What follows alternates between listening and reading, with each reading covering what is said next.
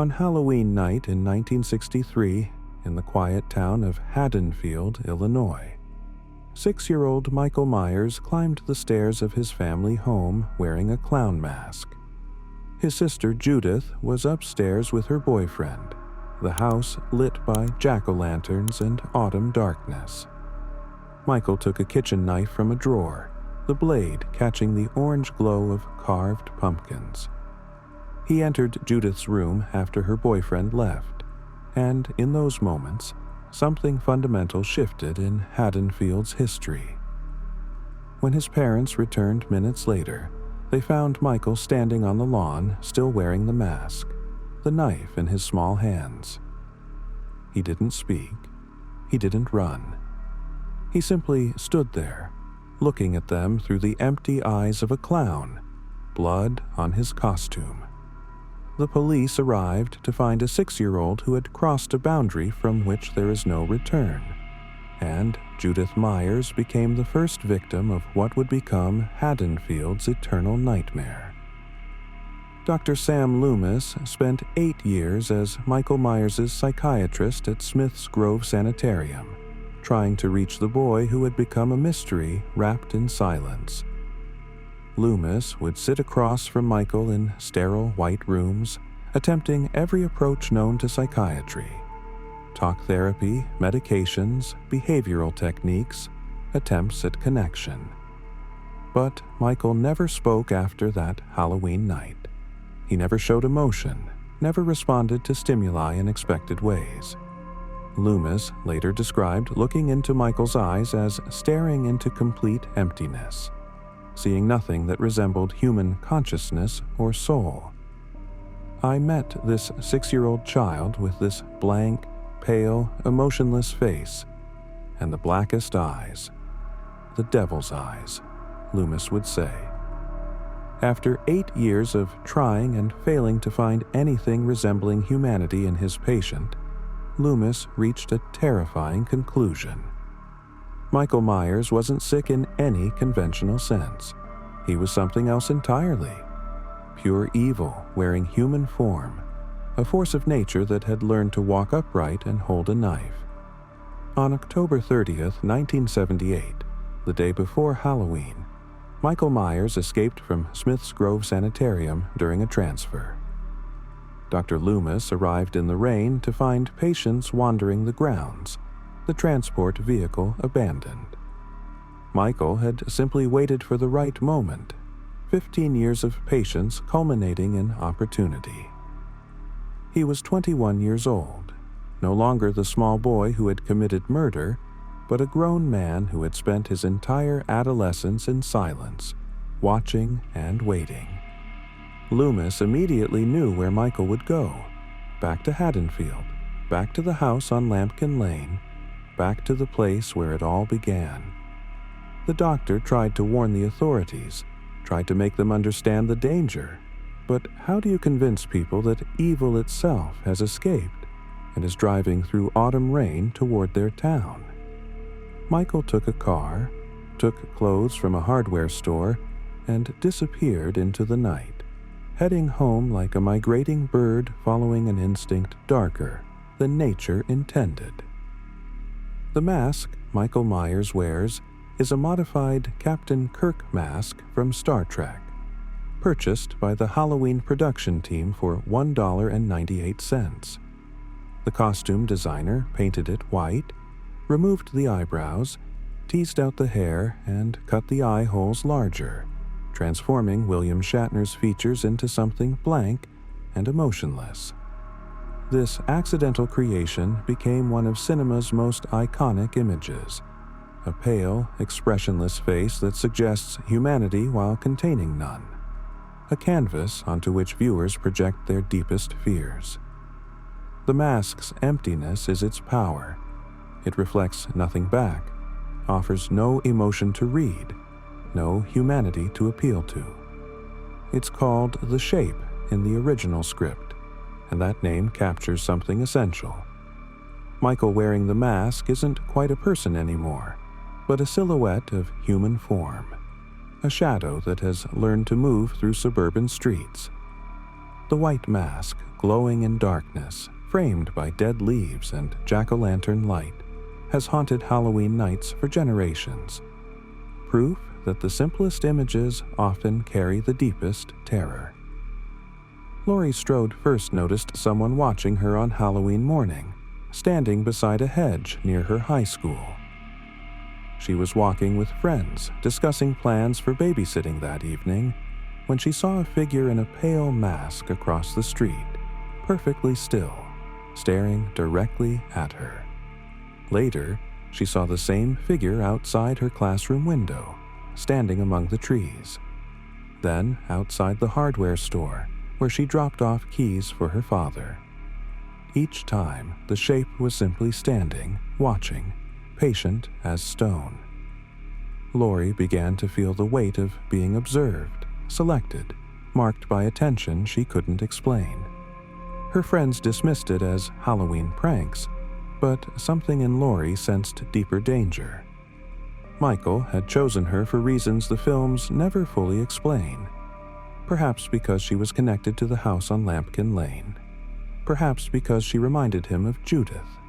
Perhaps for no reason at all, except that evil needs victims, and she was there. The stalking that unfolded over that October 31st established the template for decades of slasher films. The patient predator, the unaware prey, the slow realization that someone is hunting you through familiar streets. Dr. Loomis arrived in Haddonfield on Halloween afternoon, carrying a gun and the weight of 8 years' worth of warnings no one had heeded.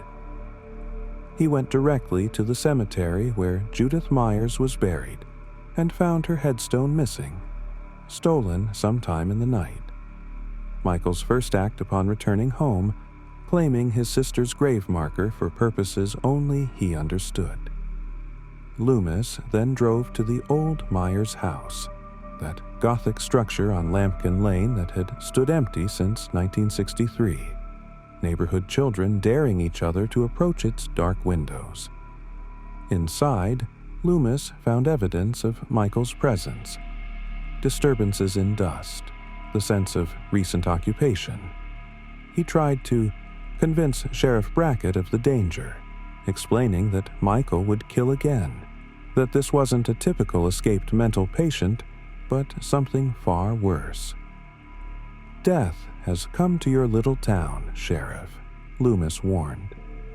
But how do you prepare for something that moves like shadow and kills with the patience of inevitability? Loomis spent Halloween evening driving through Haddonfield streets, searching for a pale mask in the darkness, knowing he was hunting something that might be unhuntable. Halloween night in Haddonfield unfolded with the innocent chaos of children trick-or-treating, jack-o'-lanterns glowing on porches, parents accompanying small ghosts and witches through fallen leaves. Laurie Strode babysat Tommy Doyle, a young boy afraid of the boogeyman, while across the street her friends Annie and Linda occupied other houses, making phone calls and entertaining boyfriends. The suburban landscape became Michael's hunting ground. He moved through hedges and shadows, appearing and disappearing, the white mask catching streetlight for a moment before vanishing again. He watched through windows, observing his chosen victims with the patience of something that has waited 15 years and can wait a few hours more. The film's genius lies in this extended stalking, the way Michael transforms familiar suburban geography into a maze of potential danger. Every bush could hide him. Every darkened window could frame his mask. Every moment of safety could be the calm before his sudden appearance. The shape moved through Haddonfield like death itself, methodical and unhurried, understanding that the night belonged to him, and his victims couldn't escape what they didn't yet know was hunting them. Michael's methodology reveals something chilling about his nature. He doesn't rush, doesn't stumble, doesn't show emotion even in the act of killing. When he finally moved against Laurie's friends, he did so with clinical efficiency. He simply appeared behind them, the kitchen knife rising and falling with mechanical precision. There was no rage in these actions, no sadistic pleasure, no human motivation at all.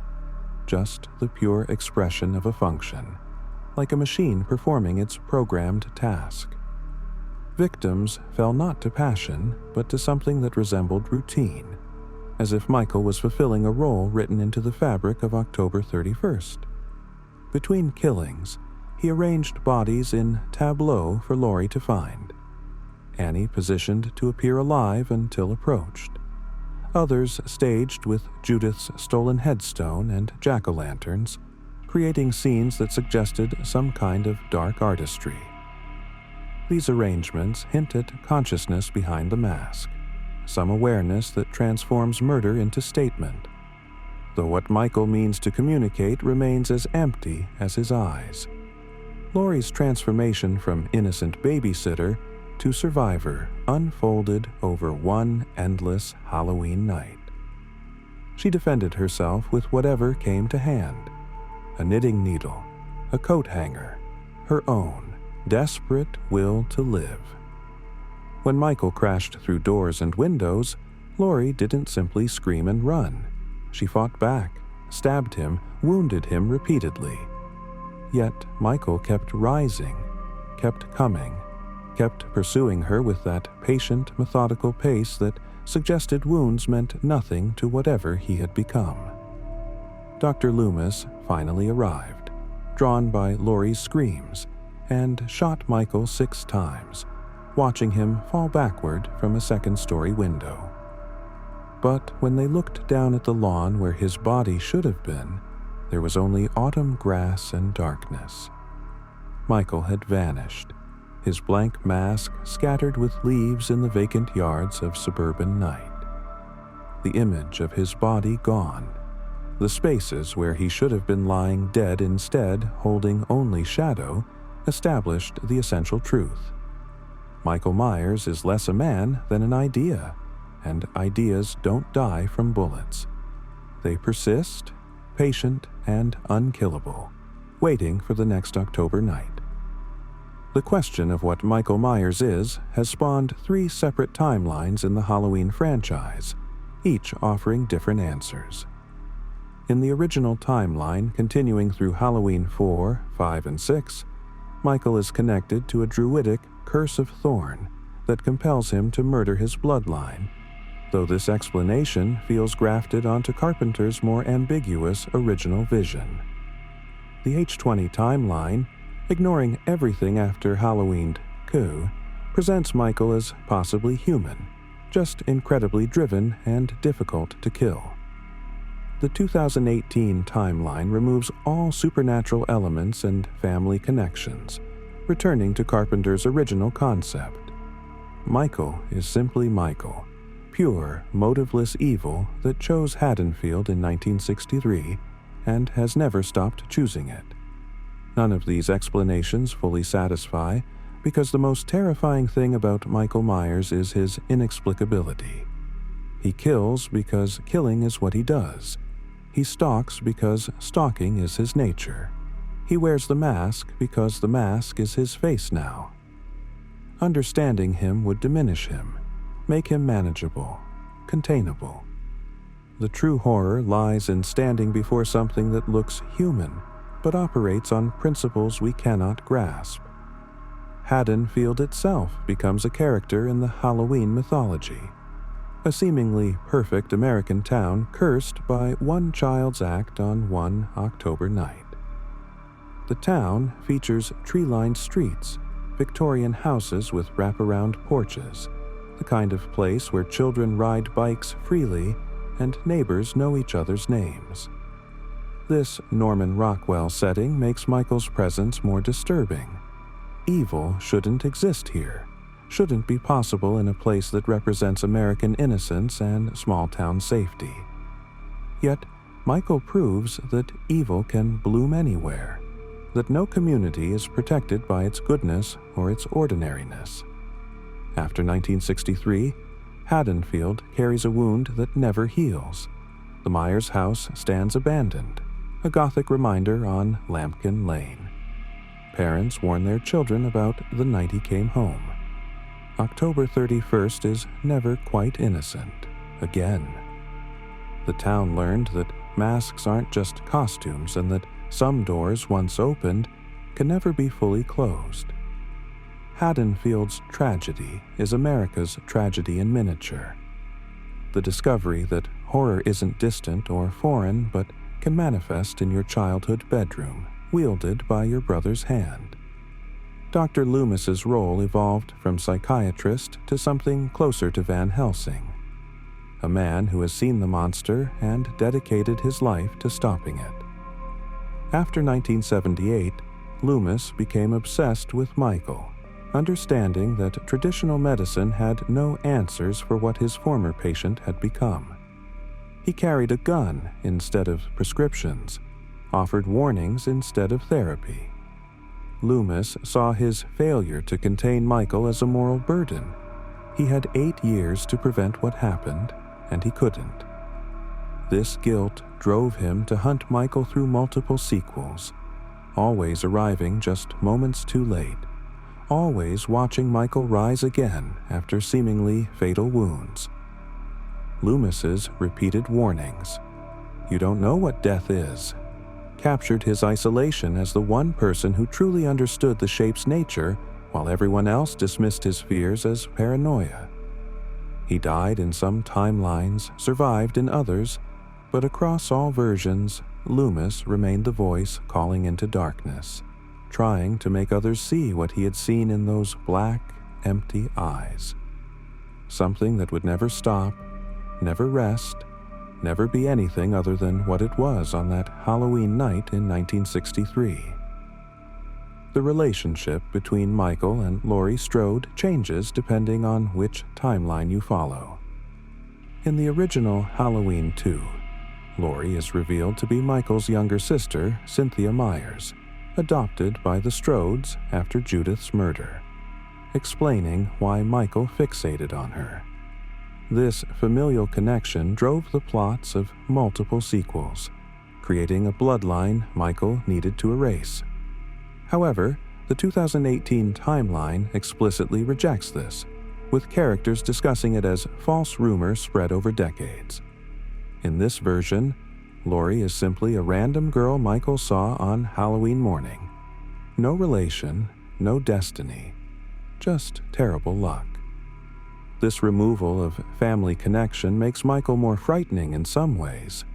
Laurie wasn't chosen for any reason, wasn't part of any pattern, was simply in the wrong place at the wrong moment when evil needed a focus.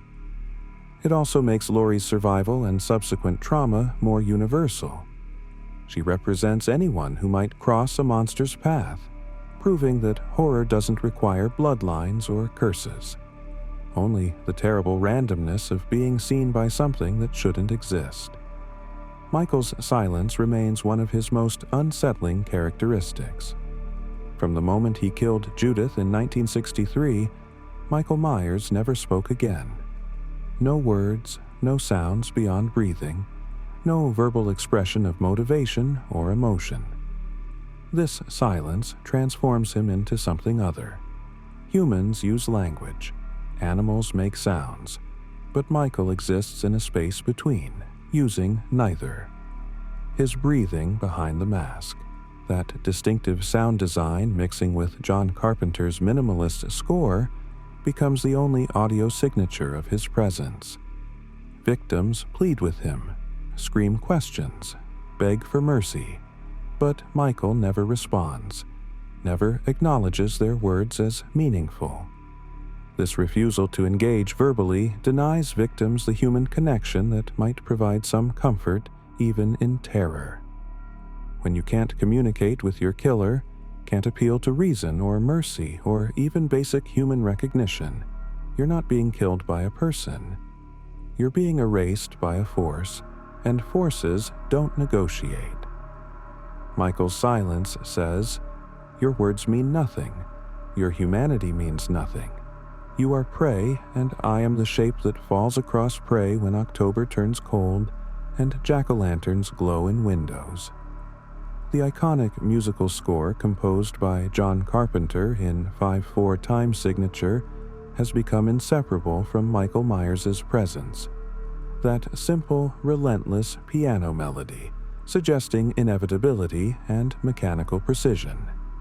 Carpenter recorded the score in 3 days with synthesizers, creating something simultaneously minimalist and deeply unsettling. The main theme's irregular rhythm mirrors Michael's patient stalking. Not quite natural, not quite mechanical, something in between that feels wrong on an instinctual level. The music doesn't build to jump scares, but maintains tension across long sequences, the melody repeating like a heartbeat that won't stop, like footsteps that keep coming no matter how fast you run. When that piano theme begins, audiences immediately know Michael is near, that the shape is moving through darkness toward his chosen victim.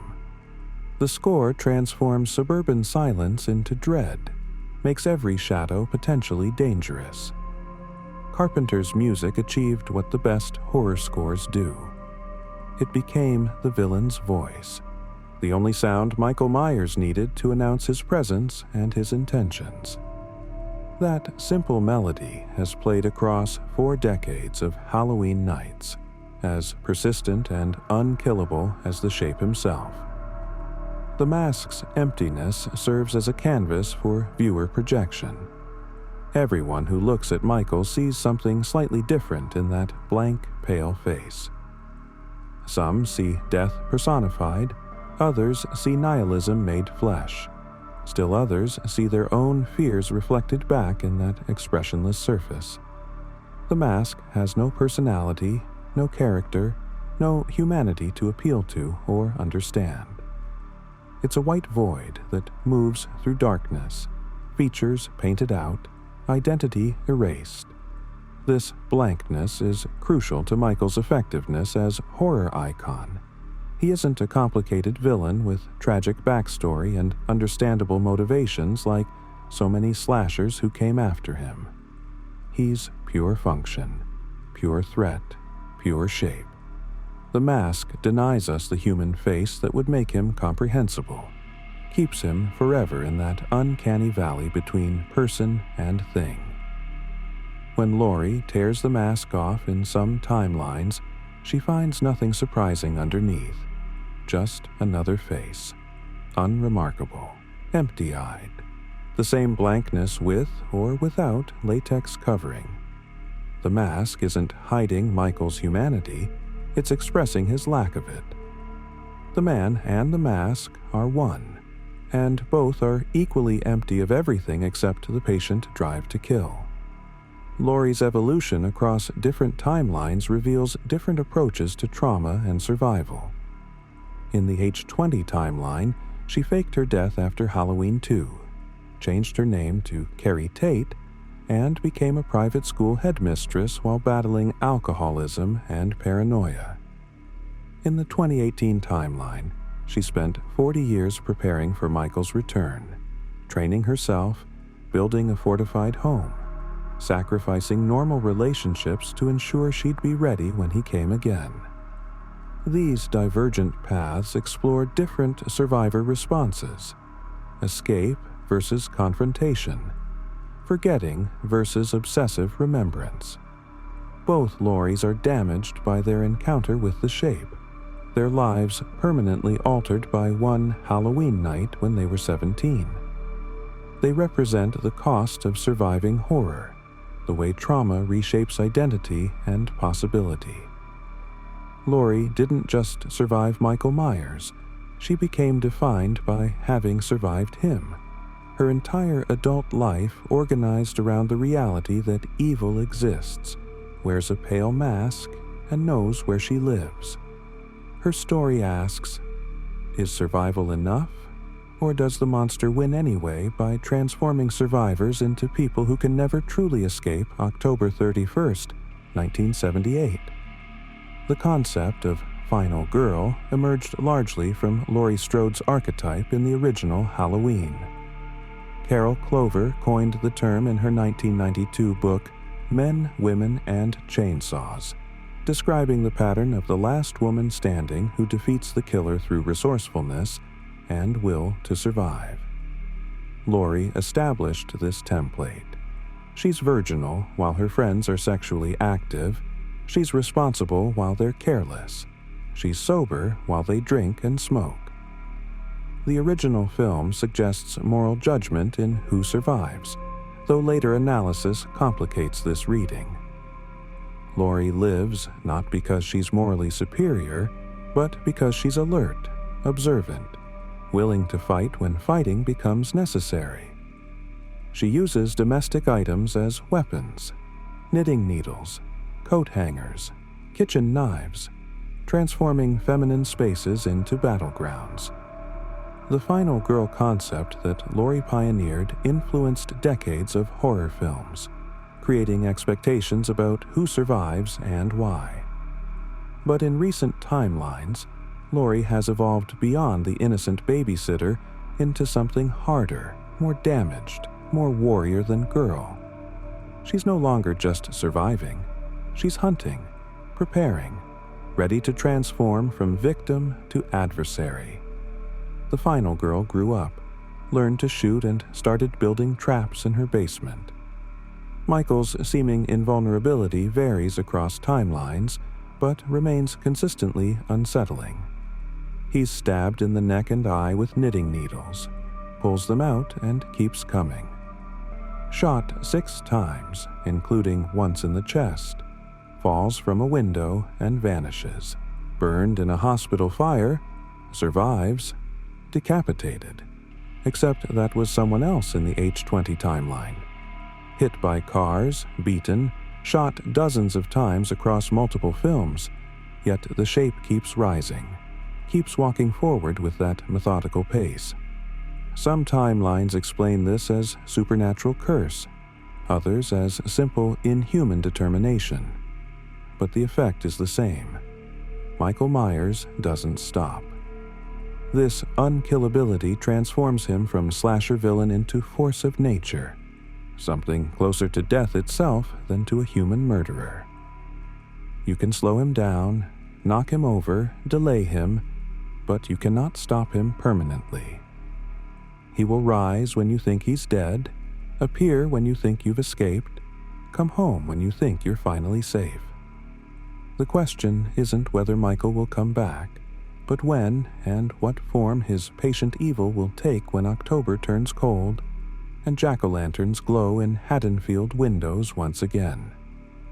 The ending of the original Halloween, Michael's body gone, Dr. Loomis looking down at empty grass, the camera panning to show all the places where Michael stood during his long day of stalking, remains one of cinema's most perfectly unsettling conclusions. No reassurance, no safety restored, no monster definitively defeated. Just absence where a body should be, and the implication that the shape is still out there, somewhere in the suburban darkness, patient as ever. The final images show the Myers house, Laurie's street, Tommy's house, the sidewalk where Laurie first saw Michael watching her. All the locations from earlier in the film, now empty, but somehow more threatening for being empty. The shape could be anywhere, watching from any shadow, waiting behind any door.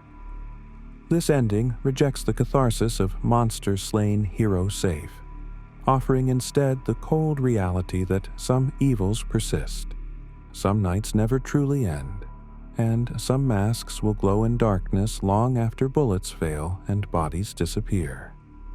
Halloween concludes not with resolution, but with continuation. Michael Myers is still out there, and October 31st will come around again, as inevitable as autumn leaves, and the patient approach of something that looks human but isn't, something that once chose to kill and will never choose otherwise. Crystal Lake in 1957 was a summer camp like countless others across America. Wooden cabins nestled among pine trees, a dock extending into clear water. the smell of campfires and the sound of children's laughter echoing across the lake. Camp Crystal Lake promised parents a wholesome summer experience for their children, a place where young people could swim and hike and learn independence away from home. On one ordinary afternoon that summer, a young boy named Jason Voorhees went swimming while teenage counselors who should have been watching him were otherwise occupied, lost in their own teenage concerns. Jason, who had certain developmental difficulties and physical deformities that made him different from other children, struggled in the eye water. He called out, went under, surfaced briefly, then disappeared beneath Crystal Lake's calm surface. His body was never recovered. The counselors realized too late what had happened, their neglect transforming a summer afternoon into tragedy. Camp Crystal Lake closed after that summer of 1957, the property abandoned, the cabins left to slowly rot among the trees. But Jason Voorhees didn't simply drown and disappear. Something survived beneath those waters, something that would return 2 decades later with patient vengeance. In 1980, 23 years after Jason's drowning, new owners attempted to reopen Camp Crystal Lake, ignoring local warnings about the property being cursed. The locals called it Camp Blood now, spoke of the drowning, of 2 counselors found murdered in 1958 when reopening was first attempted, of fires and bad water and every misfortune that had befallen subsequent attempts to use the property. But the new owners dismissed these stories as superstition, hired young counselors, and prepared the camp for a fresh generation of children. Among these counselors was Alice Hardy, an artistic young woman hoping to escape her own problems through a summer in the woods. As the counselors arrived and began renovating cabins and clearing brush, strange things began happening.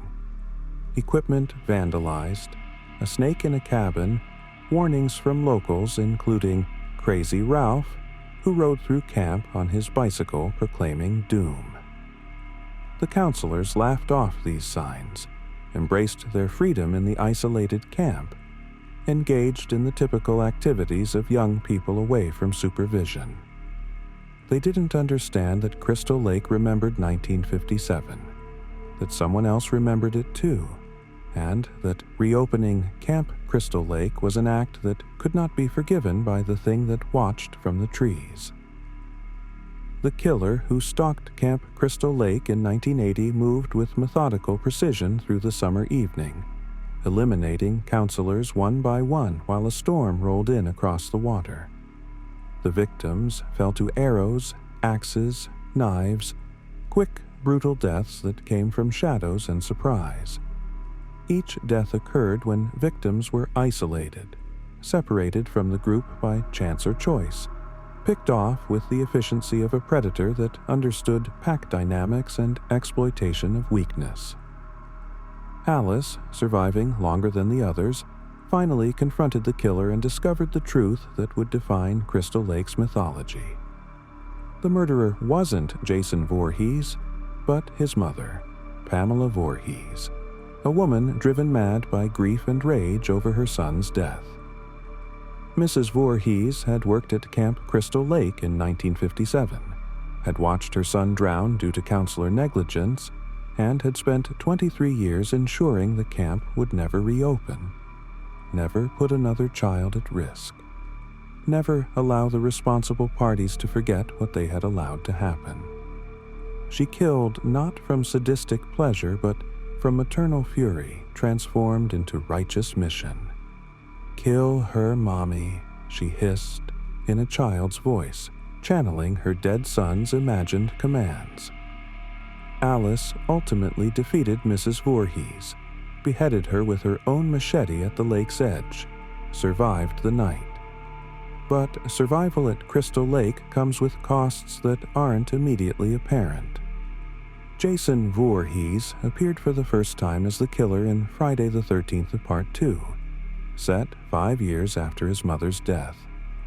The film revealed that Jason hadn't actually drowned in 1957, or if he had, something brought him back. He'd been living in the woods around Crystal Lake all these years, a feral, deformed man-child who witnessed his mother's beheading and absorbed her mission of vengeance as his own. Jason's appearance in Part 2 shows him wearing a burlap sack over his head with a single eye hole cut out. His body massive and strong from years of surviving in the wilderness. His mind focused on a single purpose: punish those who trespass at Crystal Lake, complete his mother's work.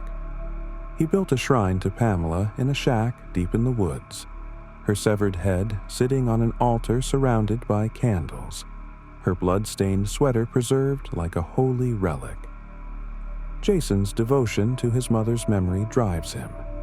He kills not for pleasure or sustenance, but as an act of filial duty, continuing her campaign against the young people whose neglect and irresponsibility echo the counselors who let him drown.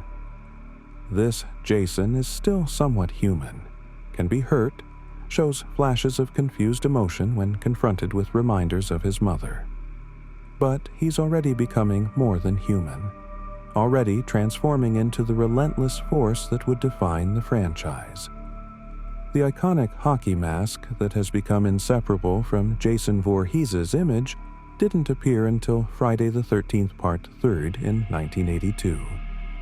In that film, Jason's burlap sack was damaged during an encounter, and he replaced it with a vintage hockey mask taken from a victim named Shelley Finkelstein, who had brought it to Crystal Lake as a prop for pranks.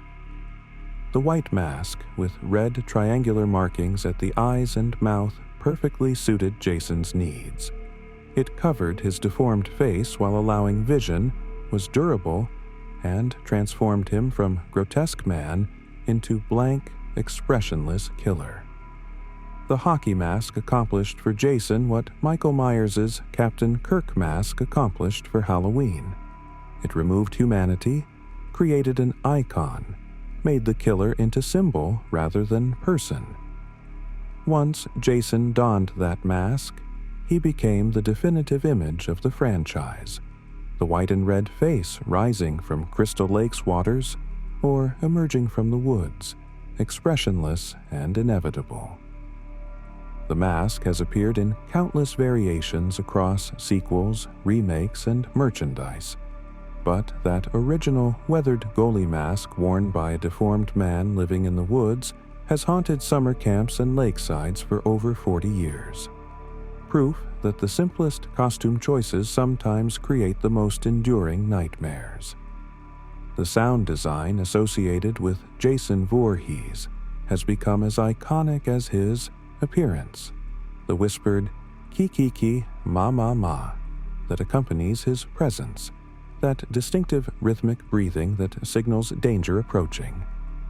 Composer Harry Manfredini created this sound effect as an abbreviation of "kill, kill, kill, mom, mom, mom," representing Mrs. Voorhees' voice echoing in Jason's mind, driving him to murder as continuation of her mission. The sound is both childlike and threatening, suggesting Jason's stunted mental state and his fixation on maternal commands. When that whispered rhythm begins in a Friday the 13th film, audiences know Jason is near, that he's hunting, that someone is about to die in service to a mother's vengeance filtered through her damaged son's devotion. The sound transforms Jason from silent monster into something that carries his mother's voice with him, making each kill an act of twisted love, each death a gift laid on Pamela Voorhees' altar. The "ki-ki-ki ma-ma-ma" whisper has become shorthand for slasher horror generally, referenced and parodied across decades of pop culture. But it originated in that specific moment of understanding Jason's psychology. He kills because his mother's voice tells him to, and the voice never stops, never rests, never releases him from his duty to her memory. Friday the 13th. Part 6. Jason Lives fundamentally changed Jason's nature by making him explicitly supernatural. In that film's opening, Tommy Jarvis, who killed Jason in Part 4, exhumed Jason's grave intending to cremate the body and free himself from trauma. Instead, a metal fence post struck by lightning conducted electricity into Jason's corpse, resurrecting him in a sequence that deliberately echoes Frankenstein. Jason rose from the grave transformed, no longer merely a deformed man with abnormal strength and pain tolerance, but something undead, truly unkillable. A revenant bound to Crystal Lake by forces beyond scientific explanation. This supernatural Jason doesn't need to breathe, doesn't bleed, doesn't show pain, doesn't stop no matter what wounds he receives. He can walk along the lake bottom, survive being chained and drowned, rise from what would kill any living creature.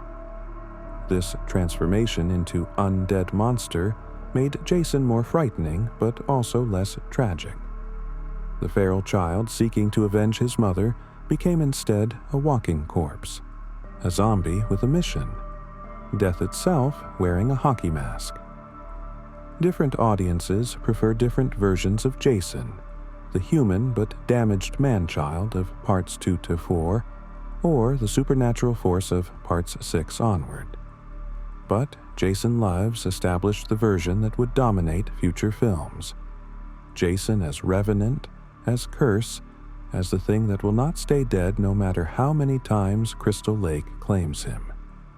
Crystal Lake itself becomes a character across the franchise, its waters hiding depths both literal and metaphorical. The lake appears beautiful in daylight, sunlight sparkling on water, trees reflected in the calm surface, the kind of picturesque setting that draws summer camps and vacation homes. But darkness transforms it into something else. Black water concealing what swims beneath, mist rising like breath, the woods around it full of shadows that might hide shambling footsteps. Jason emerges from the lake repeatedly across the films, sometimes rising from the depths where he was chained or drowned, sometimes living in the waters themselves like a territorial creature defending its hunting ground. The lake serves as Jason's home, his refuge, the place he returns to between kills. Bodies sink into its waters, victims are pulled beneath its surface, Jason himself vanishes into depths that seem bottomless. Crystal Lake becomes cursed geography, a place where normal rules don't apply, where summer recreation turns deadly, where the past refuses to stay buried beneath dark water. The franchise's title, Friday the 13th, suggests bad luck and superstition, but the real curse is geographic. Some places are simply wrong, and Crystal Lake is one of them. Beautiful and deadly like deep water that looks shallow until you're drowning. The final girl of the first Friday the 13th, Alice Hardy, survived Pamela Voorhees only to be killed by Jason in the opening of Part 2, murdered in her apartment far from Crystal Lake. This shocking death of the previous film's survivor established a pattern for the franchise. Distance doesn't save you. Surviving once doesn't guarantee surviving again. Crystal Lake's curse follows you home. Jason tracked Alice down years after his mother's death, entered her apartment, and killed her with an ice pick to the temple while she lived with the trauma of that first summer. Alice's death taught viewers that final girls aren't really final if the monster wants them badly enough. That geographic escape from cursed places doesn't equal real escape. That trauma victims can become victims again. This willingness to kill established heroes, to deny catharsis and safety, made the Friday the 13th franchise feel more dangerous than peers that allowed survivors to truly survive. No one is safe, no victory is permanent. Jason will find you whether you're at Crystal Lake or living an ordinary life hundreds of miles away. The past doesn't stay at summer camp. It follows you, patient and relentless, wearing a hockey mask and carrying weapons, bringing the lake's dark water with it wherever it goes. Tommy Jarvis becomes the franchise's closest equivalent to a recurring hero, a character who spans multiple films and timelines trying to end Jason's threat permanently. Tommy first appears in Friday the 13th, the final chapter as a child who defeats Jason using Jason's own psychology against him, shaving his head and pretending to be young Jason to confuse the killer. This traumatic childhood experience defined Tommy's life. He grew obsessed with Jason, institutionalized due to his inability to move past that night, eventually deciding he needed to destroy Jason completely to free himself from trauma. Tommy dug up Jason's grave, witnessed Jason's resurrection, spent years hunting the undead killer through Crystal Lake's woods and waters. Tommy represents trauma survivors who can't heal, who remain trapped by their worst experiences, who believe they must confront their demons literally rather than therapeutically. His recurring appearances across Parts 4, V, and 6-6 show different stages of trauma response: childhood survival, teenage breakdown, adult obsession. Tommy's story arc asks whether defeating your monster actually frees you, or whether some horrors bind you to them forever, transforming survival into lifelong haunting. He killed Jason as a child and couldn't escape him. He resurrected Jason as an adult and still couldn't escape him. He finally trapped Jason in the lake and maybe, possibly, escaped him. But Crystal Lake remembers, and Jason is patient. The mythology around Crystal Lake expanded in various sequels to include other supernatural elements beyond Jason himself. Curses passed through bloodlines, the ability for Jason's essence to transfer between bodies, even eventually sending Jason into space when the franchise exhausted Earthbound possibilities. These later films stretched credibility and canon, but they explored an interesting question. If Jason can exist as undead revenant, what else might be possible in this universe where summer camps harbor supernatural evil? Some entries work better than others. Jason Goes to Hell introduced the concept of Jason's heart as the source of his power, possessing others when his body is destroyed, suggesting he's become less a person than a parasitic supernatural force. Jason X sent him to the future, where cryogenic freezing preserved him for spacefaring scientists to revive. These creative swings kept the franchise alive through diminishing returns, but they also moved increasingly far from the simple, effective horror of the early films. A deformed man living in the woods, killing trespassers at the lake where he drowned, avenging a mother's death and his own abandonment.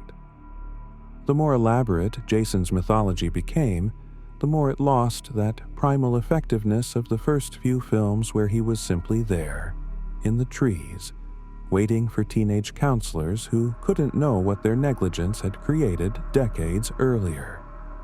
The 2009 Friday the 13th remake attempted to distill Jason to his essential elements, combining the first 4 films' events into a single, streamlined narrative.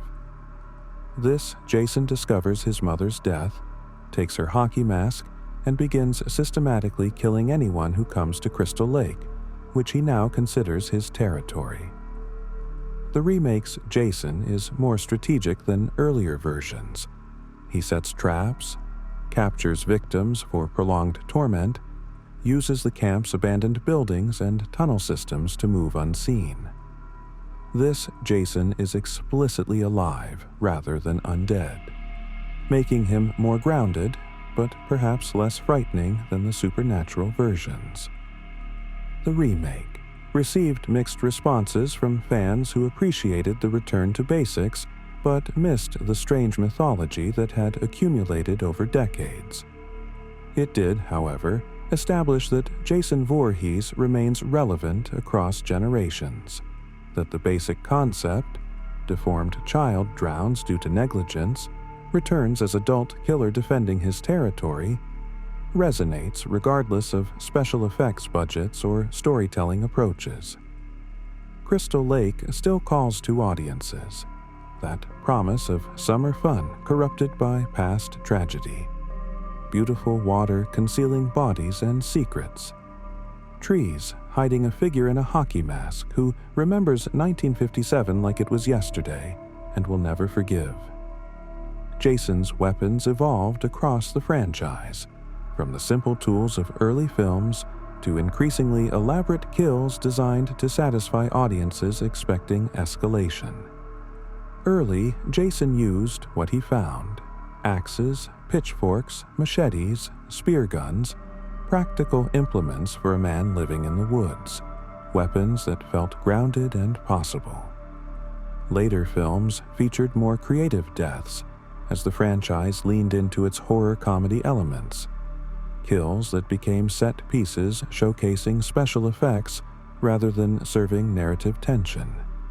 But Jason's signature weapon remains the machete, that long blade he often carries, the tool he used to behead his mother's victims in her memory, the weapon that becomes extension of his purpose.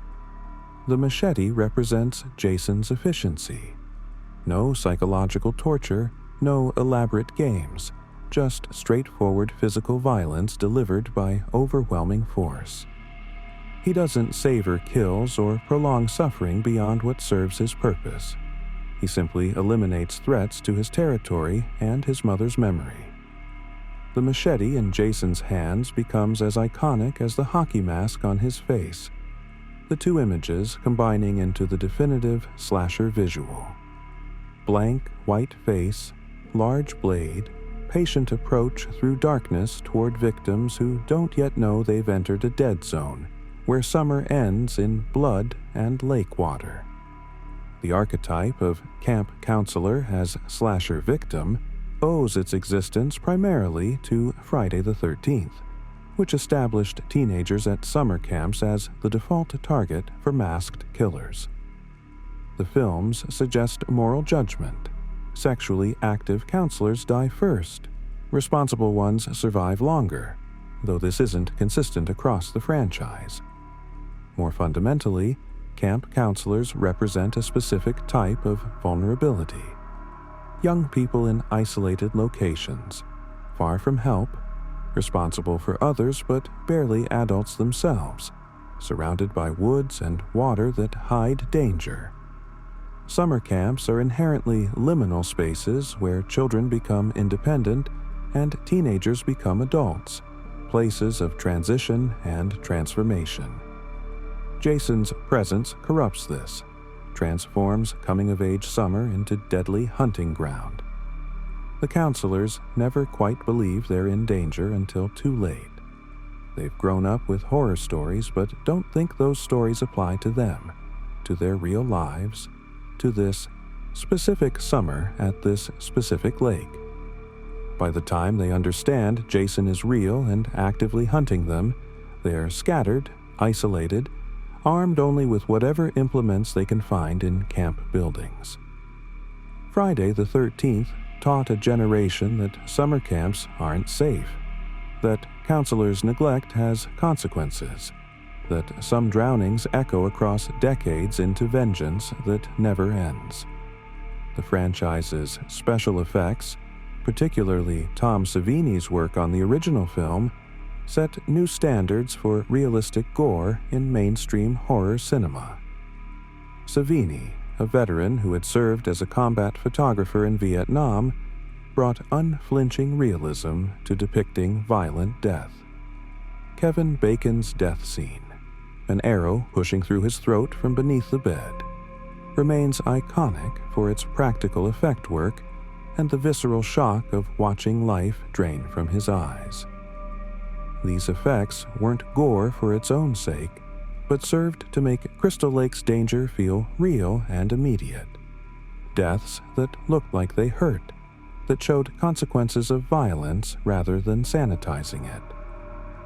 The practical effects of early Friday the 13th films created deaths that still disturb decades later, before CGI made violence clean and unreal. Bodies looked like bodies. Blood looked like blood. Death looked like death. This commitment to realistic violence made Jason more frightening. He wasn't a fantasy monster, but something that could actually hurt you. Physically, finally, with tools and strength and the kind of damage human bodies suffer when sharp metal meets soft flesh. The franchise later leaned toward comedy and excess, but those early films showed death with uncomfortable honesty, making viewers feel each kill rather than just counting them. Jason's physical presence deserves attention. He's massive, often portrayed by very tall actors, moving with unexpected speed despite his size. Early, Jason could run, chase victims through woods and cabins with frightening athleticism. Later, undead, Jason moved more slowly, the methodical walk of something that doesn't tire and doesn't need to hurry because victims can't ultimately escape. This slow walk became iconic, Jason approaching at walking pace while victims run in panic. Yet somehow he always arrives, always catches up. The nightmare logic where running doesn't create distance. His breathing is heavy, audible through the mask, almost mechanical in its rhythm. He's strong enough to punch through walls, lift victims one-handed, drive blades through multiple people. Yet he's not invulnerable in early films. He bleeds, gets hurt, can be knocked down and temporarily stopped. The tension between Jason's obvious physical power and his human-like vulnerabilities, before Part Sau's supernatural transformation, made him frightening in grounded ways. He's not impossible to hurt, just very, very difficult to stop, like fighting a man who doesn't feel pain and won't give up no matter how many times you wound him. That's more disturbing than simple invincibility. Jason could be human, enhanced by rage and psychosis and abnormal physiology, making him a threat that feels almost possible. The debate about whether Jason or his mother is the true villain of the franchise highlights interesting questions about origin and inheritance of evil. Pamela Voorhees committed the first murders at Crystal Lake, driven by maternal grief transformed into righteousness. Jason witnessed his mother's beheading and inherited her mission, but he was arguably victim first. Neglected by counselors as a child, left to drown or survive alone in wilderness, watching his mother's death, growing into something that human society would classify as monster. Is Jason evil, or is he damaged beyond repair, acting out trauma and loss through the only means his limited understanding provides? The films don't offer clear answers. Jason's devotion to his mother's memory could read as tragic if it weren't expressed through murder. His territorial defense of Crystal Lake makes sense from a certain perspective. It's his home, the place he drowned and somehow survived, and intruders keep coming, keep disrespecting it, keep embodying the carelessness that led to his childhood trauma. But victims bleeding out in cabins might disagree with sympathetic readings of Jason's psychology. The franchise works because it allows both interpretations to coexist. Jason as monster to be defeated, and Jason as tragedy that perpetuates itself. The drowned boy who became the thing parents warn children about when summer camps send home permission slips. Crystal Lake's geography became increasingly complex across sequels, revealing underground tunnels, hidden cabins, vast stretches of wilderness, and eventually adjacent properties and towns. The first film presented it as a relatively small area. One camp, one lake, surrounding woods. Later, entries expanded this into a larger territory with multiple camps, a town called Crystal Lake that somehow coexists with the murder site, even a Manhattan-bound ship departing from nearby waters in Friday the 13th Part the 8. This geographic expansion served storytelling needs but strained credibility. How could so many sequels worth of teenagers keep coming to a location famous for serial murders? The franchise hand-waved this with various explanations. The lake changing names, new owners unaware of history, teenagers deliberately seeking thrills. But it revealed an essential truth about horror franchises. The monster must stay geographically rooted while victims must keep arriving, requiring increasingly elaborate justifications for why people keep returning to or stumbling upon death zones. Crystal Lake became less a specific location than a concept, the place where Jason is, wherever the plot needs him to be. A movable curse that manifests wherever teenagers gather for summer recreation or winter escapes, or any scenario that isolates young people in woods near water. The lake itself is less important than what the lake represents.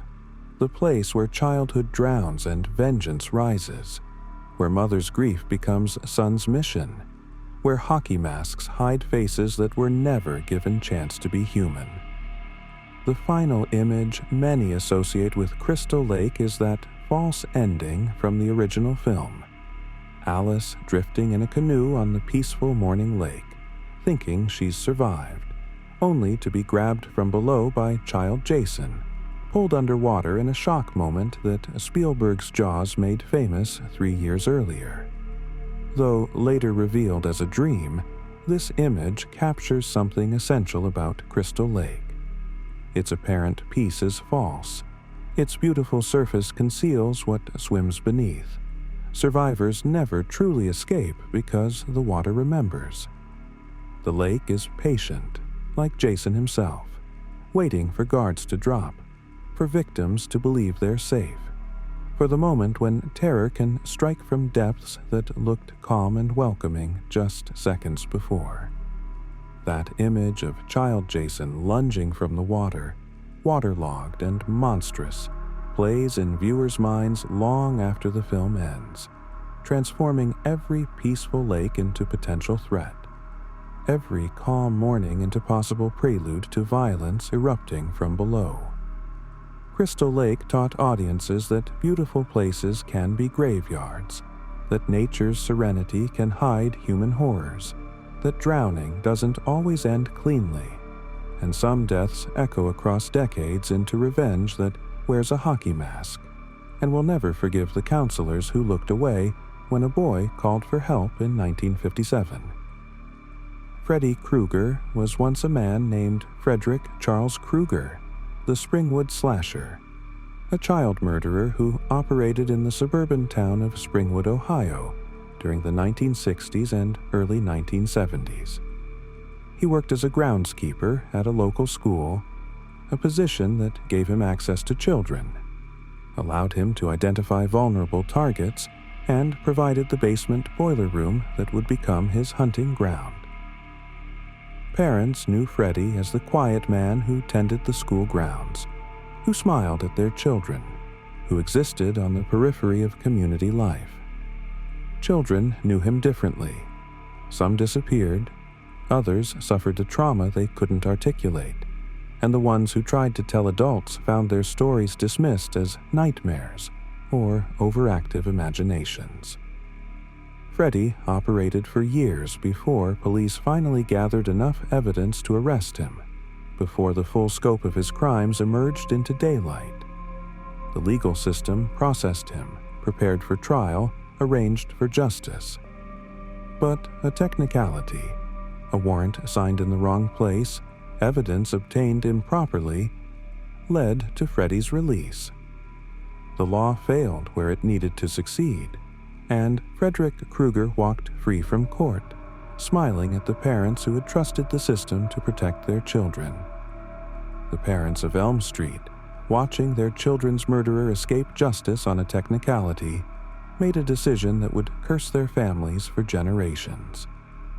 They couldn't accept Freddy walking free, couldn't trust him not to harm more children, couldn't live with the impotence of failed legal protection. On a March night in the mid-1970s, a group of Elm Street parents tracked Freddy to the school boiler room where he worked and lived. They surrounded the building, doors and windows blocked, and one parent threw a Molotov cocktail through the window. The boiler room erupted in flames, fire spreading through the structure while Freddy screamed inside, while parents stood in the darkness watching the building burn. They listened to his screams until the screaming stopped, watched until the fire consumed everything, then dispersed into night without calling fire departments or confessing their action. They had committed murder as a community, vigilante justice that felt righteous in the moment but would haunt them. Freddy Krueger burned alive in that boiler room, his body reduced to ash and twisted metal, and the parents went home to their children thinking the nightmare had ended. They were wrong. Death was only the beginning of Freddy's power, and the boiler room fire that killed his body released something far worse than a human predator into the shadows of Springwood. Freddy returned from death as something new, a dream demon, a supernatural entity that could enter the sleeping minds of Elm Street's children, the sons and daughters of the parents who burned him. The exact mechanism of his resurrection remains ambiguous, explained variously as a deal with dream demons in different timeline interpretations, but the result is clear. Freddy Krueger gained the ability to manifest in dreams, to kill sleeping victims in ways that killed their physical bodies, to turn the unconscious mind into hunting ground where he had godlike power. In dreams, Freddy could manipulate reality, transform environments, appear and disappear, become nightmare logic made flesh. He created the weapon that would define him, a glove fitted with razored finger blades, custom-made from sheet metal and leather, an extension of his sadistic creativity. This glove allowed Freddy to literally reach into victims' dreams, to slash and cut and maim with tools that existed in both dream and reality. The burns covering his body, the fedora hat he wore, the red and green striped sweater that became his uniform.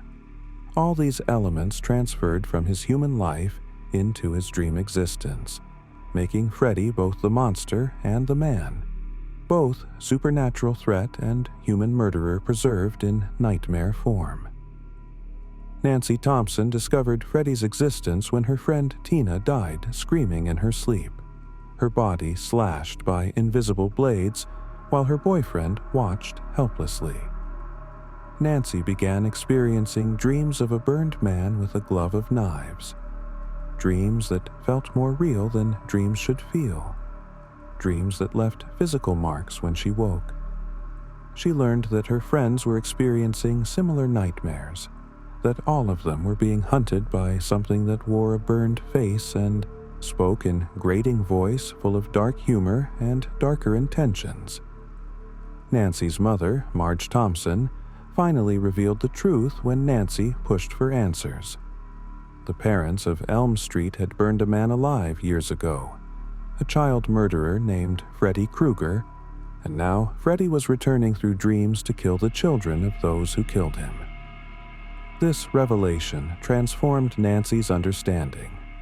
She wasn't experiencing random nightmares, but targeted vengeance, inherited guilt, the sins of parents visiting their children through supernatural means.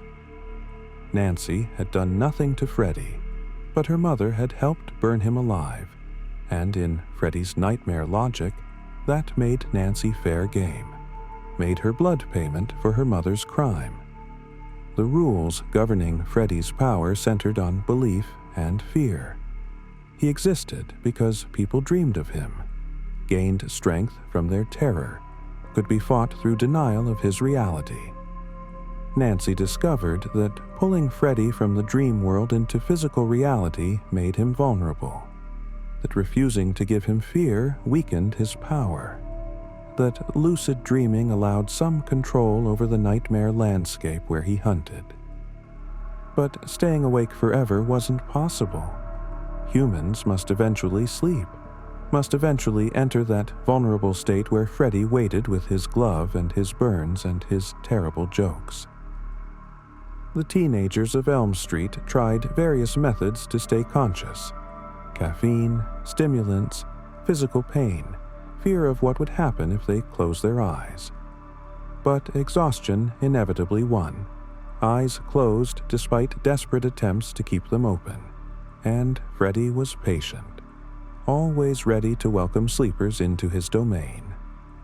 The original film's genius lies in this inescapable trap. You must sleep, and when you sleep, you die. No amount of waking world precaution can prevent the moment when consciousness finally surrenders to biology. When you fall asleep despite everything, and Freddy's burned face appears in the darkness behind your eyelids, fingers clicking razor blades together, ready to turn your dreams into your death. Freddy's personality distinguished him from other slasher villains. Where Michael Myers was silent and Jason inarticulate, Freddy talked constantly, made jokes, taunted victims with wordplay and dark humor. He enjoyed his kills, savored the fear, performed for his victims like a comedian working a hostile crowd.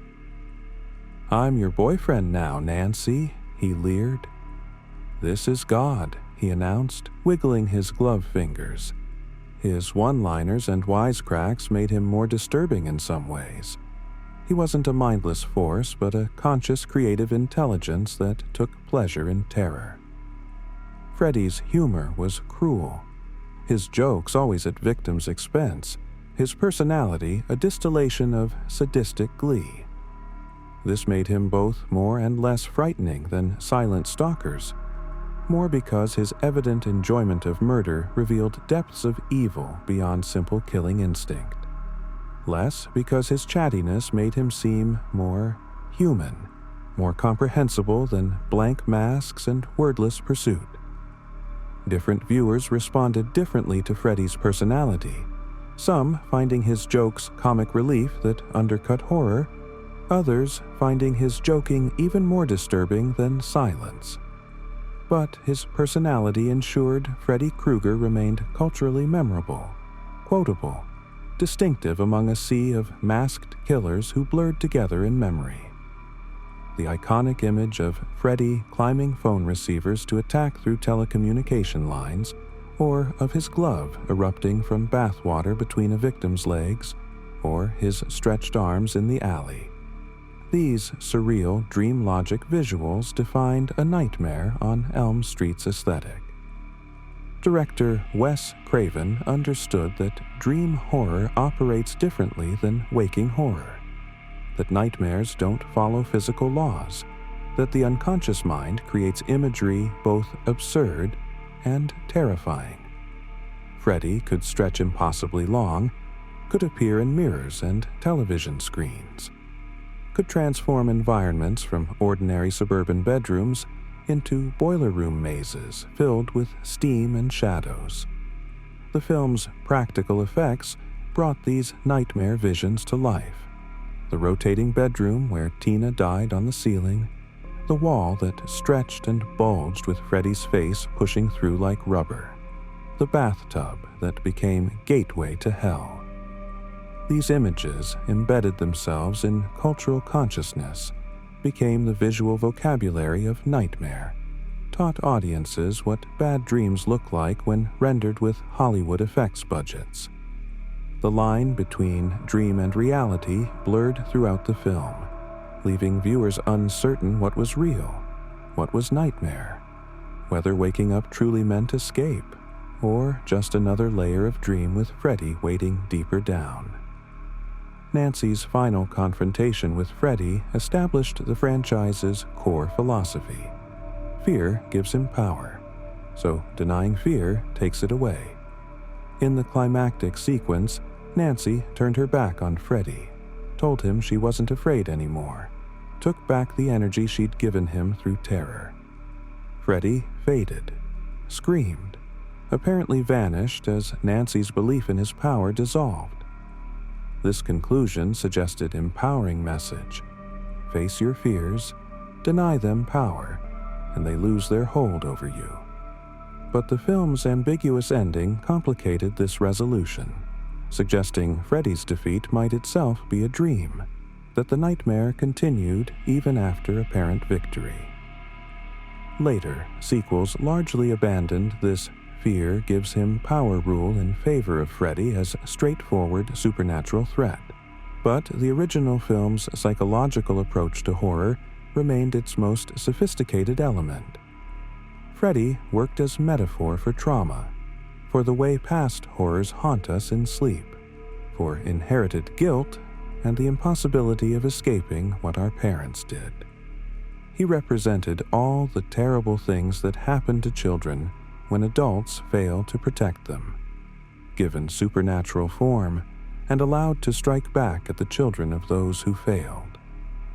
Nancy defeated him not with weapons, but with refusal to be afraid, not with violence, but with psychological strength, though whether this defeat was real or just another layer of nightmare remained deliberately unclear. The Nightmare on Elm Street sequels expanded Freddy's mythology while increasingly turning him into anti-hero more than pure villain. His one-liners becoming more comedic, his kills more elaborate set pieces than genuine horror. Dream Warriors, Part 3, gave teenagers the ability to fight back with dream powers, turning nightmare battles into special effects showcases. Freddy's Dead explored his human backstory, revealing childhood abuse that supposedly explained his evil. Freddy vs. Jason crossed him over with Friday the 13th, creating fanboy matchup between iconic killers. These sequels had moments of creativity, but diluted what made the original frightening. The intimate horror of being hunted in your own dreams by something that reflected parental guilt and childhood vulnerability. The more we learned about Freddy, the less frightening he became. The more he joked and mugged for camera, the less he seemed like genuine threat. Wes Craven's New Nightmare, 1994, metatextually addressed this, creating a film where Freddy was a fictional character whose cultural presence had somehow summoned a real demon wearing his form. The 2010 remake attempted to return Freddy to his roots as a straightforward predator, but lacked the original's dream logic creativity, making Freddy feel generic despite attempts to make him scarier by emphasizing his crimes against children. The rhyme associated with Freddy Krueger: 1, 2, Freddy's coming for you. 3, 4, better lock your door. 5, 6, grab your crucifix. 7, 8, gonna stay up late. 9, 10, never sleep again, became a cultural touchstone, the way children in the film processed their fear of the dream demon, transforming terror into playground chant. This rhyme embedded Freddy into folklore, made him not just movie monster but boogeyman of childhood mythology, the thing kids whispered about at sleepovers. The rhyme's counting structure mirrors children's games and jump rope songs, innocence corrupted by content that warns of murderous entity hunting through dreams. In the film's universe, children sing this rhyme without fully understanding its origins or meaning. Cultural memory preserving knowledge of Freddy even as parents try to forget and hide what they did. The rhyme ensures Freddy is never truly forgotten, that each generation of Elm Street children knows something burned in the boiler room, something with razors for fingers, something that comes when you sleep. Like all effective horror folklore, The rhyme contains truth wrapped in children's verse, warnings encoded in sing-song cadence, the way human culture preserves dangerous knowledge by making it memorable enough to pass down even when adults try to suppress it. The house at 1428 Elm Street, Nancy Thompson's home, became as iconic as the killer who haunted it. A typical American suburban house with white fence and two-story structure. The kind of place that represents safety and normalcy. Freddy's invasion of this space, his ability to reach into Nancy's bedroom through dreams, violated the sanctuary that homes are supposed to provide. The bedroom, that most private, vulnerable space where we sleep defenseless, became hunting ground, where locked doors and protective parents couldn't prevent attack. Nancy's mother installed bars on the windows and locks on the doors, trying to cage her daughter safely. But bars and locks don't stop things that come through dreams. The house itself seemed to respond to Freddy's presence. Walls breathing, stairs turning to taffy. The basement boiler rumbling with fires that shouldn't exist. The address, 1428 Elm Street, entered horror lexicon alongside other fictional locations of dread. A place where American suburban normalcy cracked open to reveal the nightmares underneath. Every house on every Elm Street in every American town became potentially that house. Potentially the place where something burned returns through dreams to kill children in revenge for parents' sins. Freddy's glove deserves particular attention as horror icon. 4 razored finger blades attached to a leather glove worn on his right hand, custom made, an extension of his sadistic creativity. In interviews, Wes Craven explained the glove's design as an attempt to create a weapon that was personal, primitive, an extension of the killer's hand rather than separate tool. The glove makes Freddy's kills intimate. He must get close, must touch victims, must personally engage rather than striking from distance. Each finger is a knife, turning his hand into multi-blade slashing weapon, allowing him to rake across skin, to slash, to stab, to cut in ways that combine knife and claw.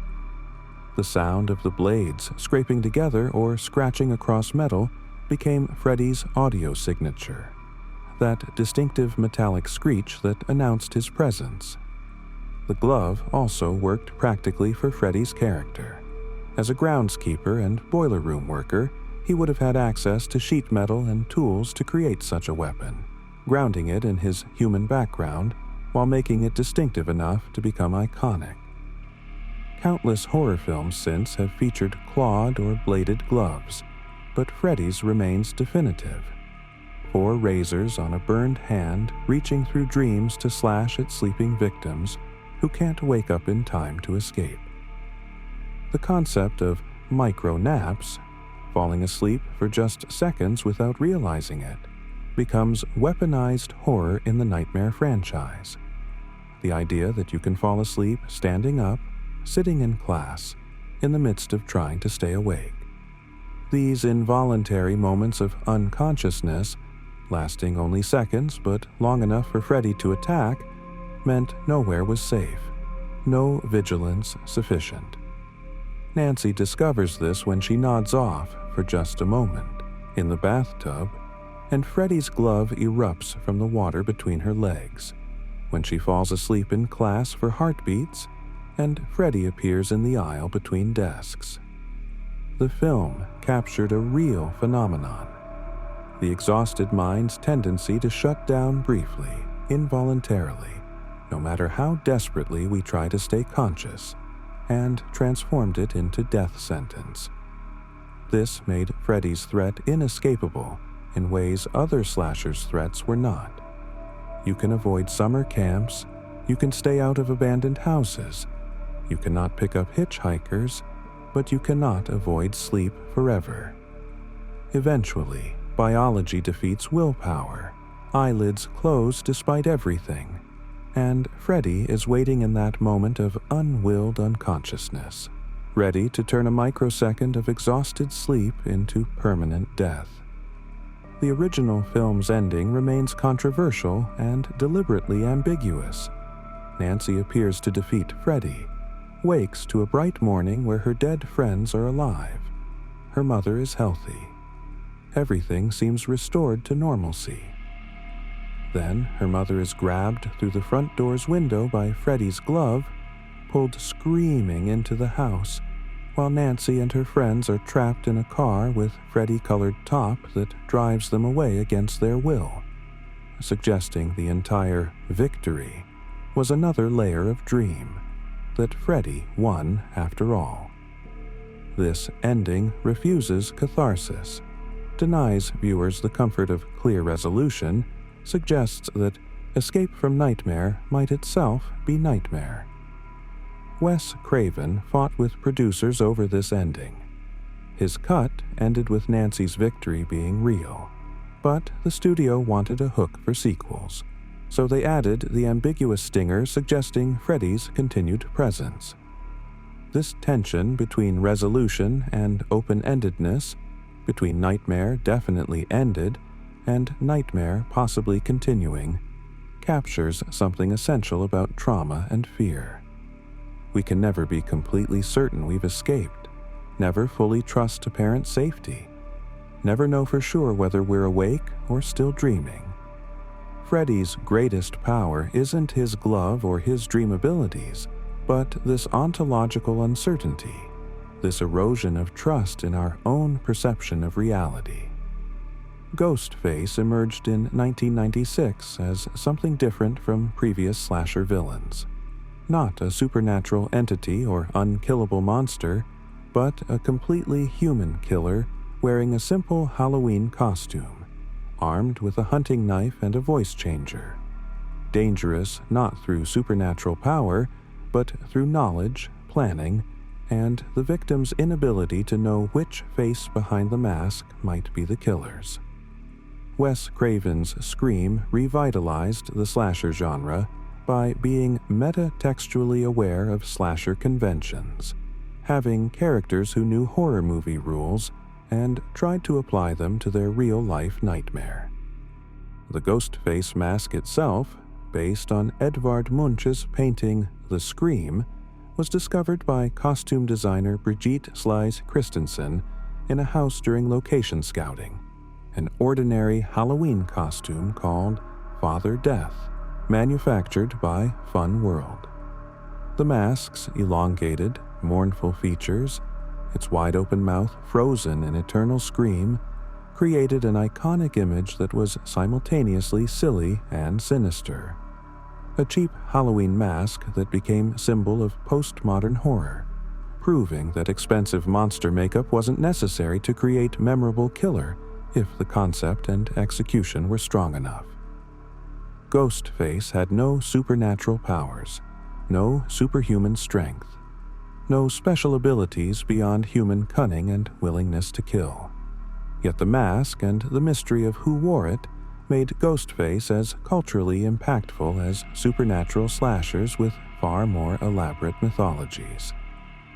The opening scene of Scream, featuring Drew Barrymore as Casey Becker, remains one of horror cinema's most effective sequences. 12 minutes of escalating tension as a teenage girl alone at home receives phone calls from someone who starts as flirtatious stranger, becomes threatening questioner, and finally reveals himself as knife-wielding killer already inside her house. Casey makes popcorn, answers the phone, engages in what seems like harmless flirtation with a mysterious caller who asks her horror movie trivia questions. The conversation darkens when the caller reveals he can see her, that he's watching, that her boyfriend is tied up on the patio, that answering his questions correctly will determine whether they live or die. Casey gets the final question wrong. Who was the killer in Friday the 13th? And her boyfriend is gutted while she listens to his screams. Then Ghostface attacks, chasing Casey through her house in brutal sequence that ends with her stabbed, strangled with phone cord, and hung from a tree in her front yard where her parents find her body when they return home. This opening scene accomplishes multiple things. It kills the biggest star in the cast immediately, establishing that no one is safe. It demonstrates Ghostface's cruelty and the franchise's willingness to show violence graphically. And it sets up the metatextual awareness that will define Scream. Casey dies because she gets horror movie trivia wrong, because she doesn't know horror rules well enough to survive. Sidney Prescott, the protagonist of the Scream franchise, carries trauma that makes her the target. Her mother Maureen was murdered 1 year before the events of the first film. Found brutally stabbed, the killer never caught, the case gone cold. Sidney struggles with this unresolved grief, attending counseling, trying to maintain normalcy while processing her mother's unsolved murder. When Ghostface begins killing her classmates in Woodsboro, Sidney initially seems like potential victim, but she proves to be more resilient, more aware, more willing to fight than the typical final girl.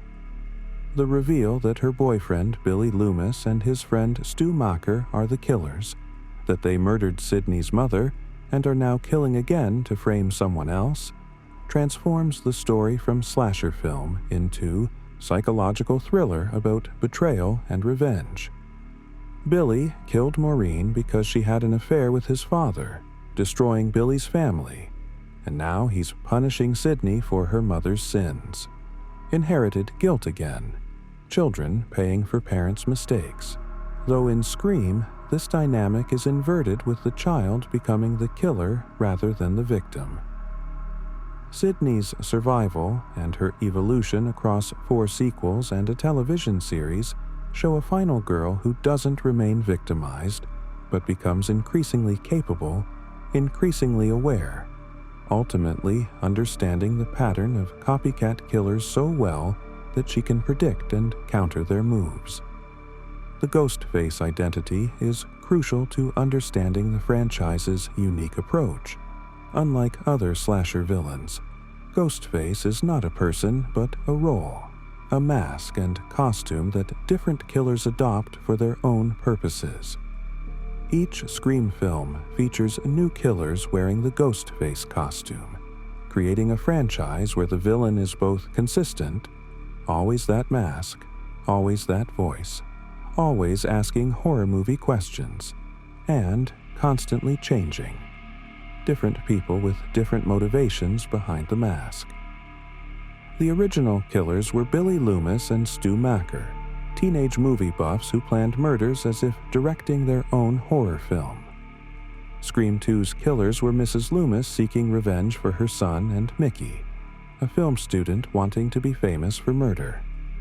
Scream 3 revealed Roman Bridger, Sidney's half-a-brother and a film director who orchestrated everything. Scream 4 twisted the formula with Jill Roberts, Sidney's cousin, killing to become famous as sole survivor.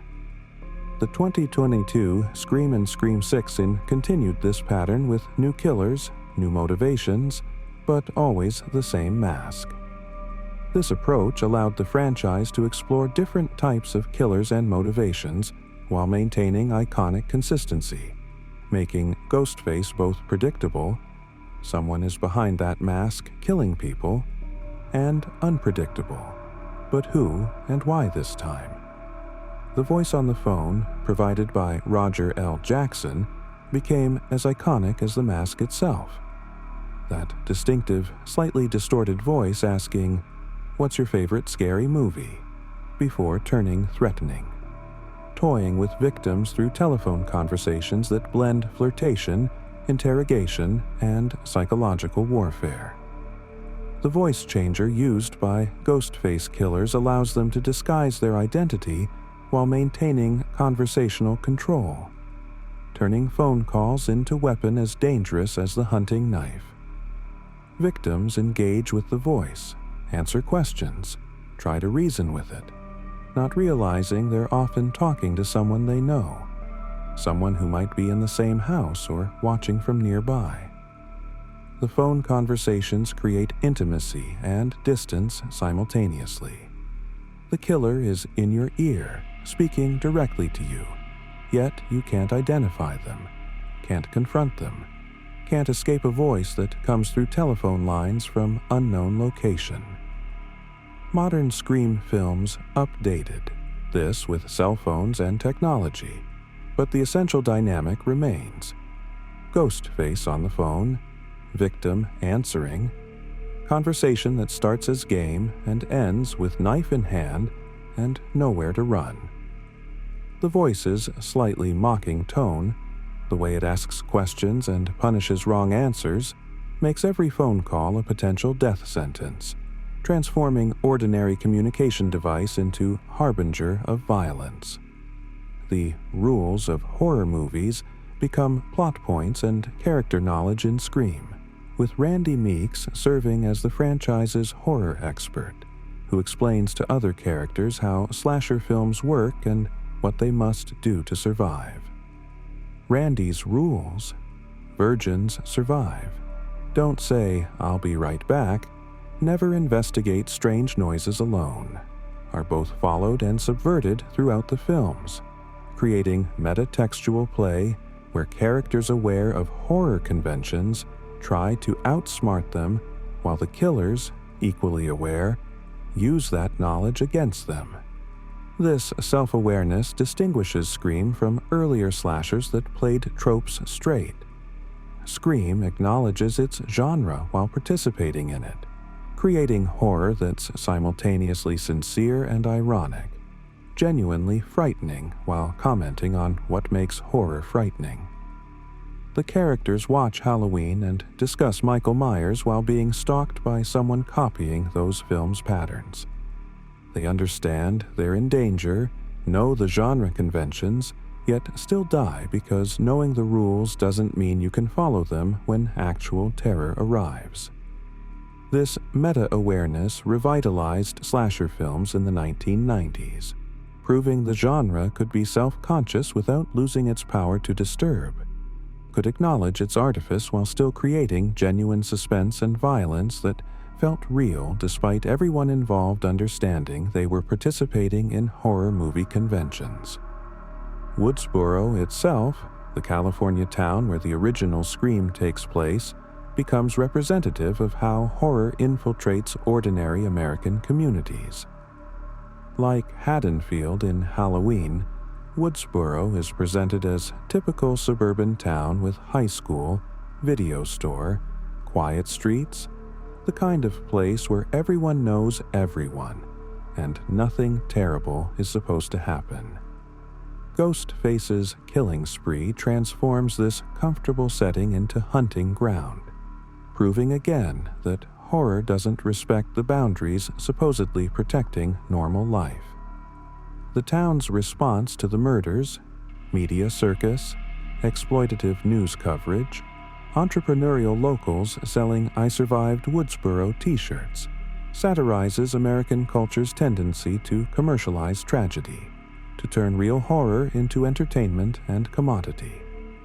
Later films show Sydney unable to escape Woodsboro's shadow even when she leaves town.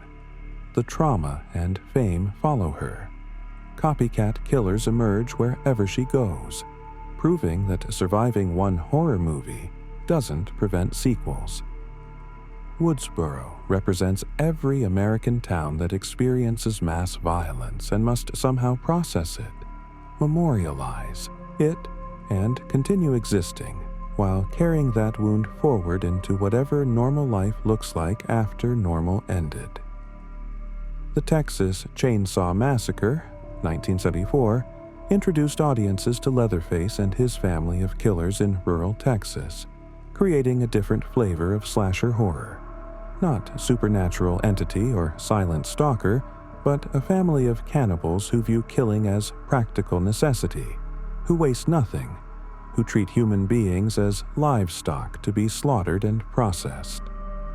The film opens with grave robbing in Texas heat, bodies exhumed and arranged in grotesque sculptures, establishing atmosphere of decay and wrongness. Sally Hardesty and her friends are traveling through rural Texas in a van, investigating reports of her grandfather's grave being vandalized, when they pick up a hitchhiker who cuts himself and them before being expelled from the vehicle. They don't realize the hitchhiker is part of a family that has claimed this territory, that the isolated farmhouse they'll seek help from is the worst place they could have chosen to approach.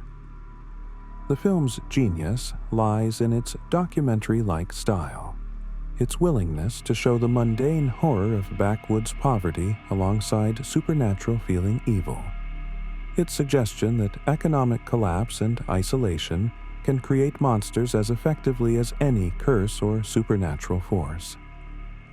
Leatherface emerges as both pitiable and terrifying, a mentally disabled man controlled by his family, forced into role of butcher, wearing masks made from victims' faces because he has no stable identity of his own. Leatherface's masks, crafted from the facial skin of his victims, represent his fractured psychology and his family's twisted pragmatism. Why waste any part of the victim when skin can be masks, meat can be food, bones can be furniture? The film shows Leatherface wearing different masks for different occasions. The killing mask, with heavy brows and grimace for butchering. The pretty woman mask with makeup and hair for cooking duties. The old lady mask for domestic tasks. Each mask represents a different personality fragment, different role he's forced to play within his family's structure. Without the masks, Leatherface seems to have no face of his own, no identity except what the family assigns him. This makes him simultaneously victim and victimizer. He's been shaped by his family into murder weapon, given no choice about his role. Yet he wields the chainsaw with deadly efficiency and seems to take satisfaction in the violence. The masks also create visceral horror beyond jump scares. These are people's faces, removed and worn, identity literally stolen and appropriated, humanity reduced to costume that can be put on and taken off.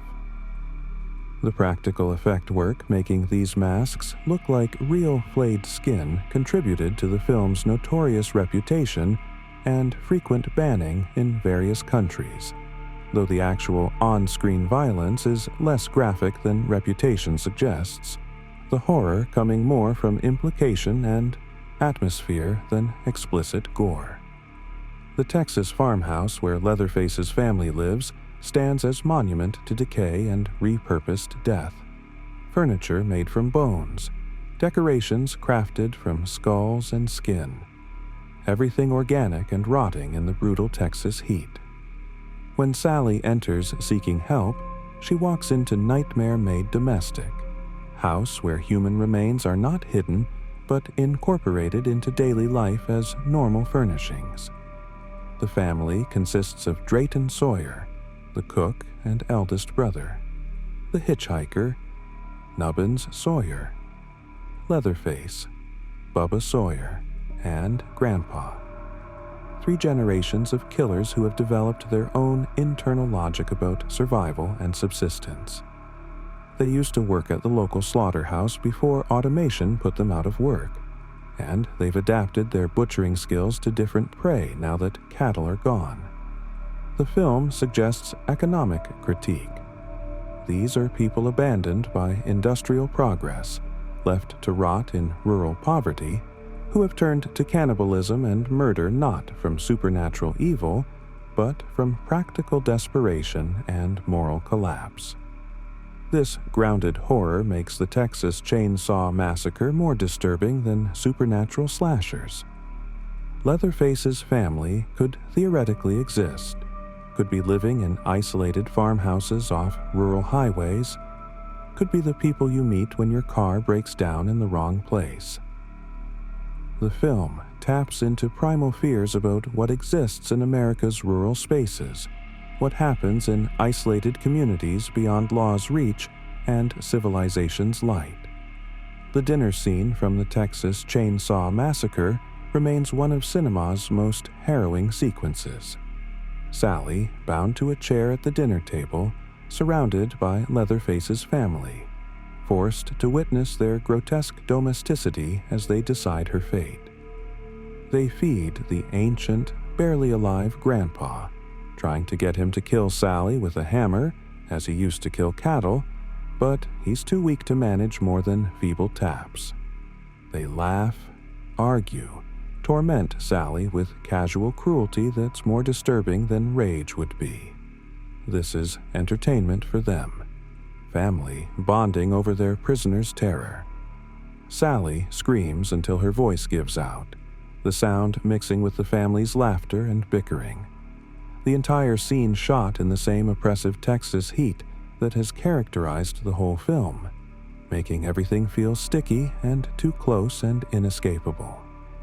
The scene was notoriously difficult to film, shot in a real abandoned house in 100-degree heat with rotting meat as props, actors genuinely uncomfortable and exhausted. The atmosphere of misery on set translating directly to atmosphere of misery on screen.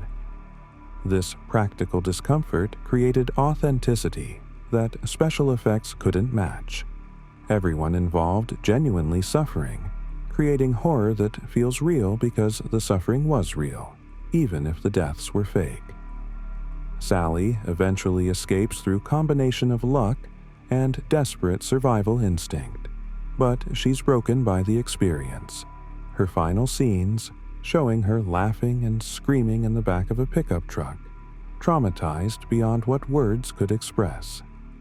Leatherface's chainsaw, his signature weapon, makes him distinctive among slasher villains. Most use knives or hand weapons, but Leatherface wields industrial killing tool, loud and messy and impossible to ignore.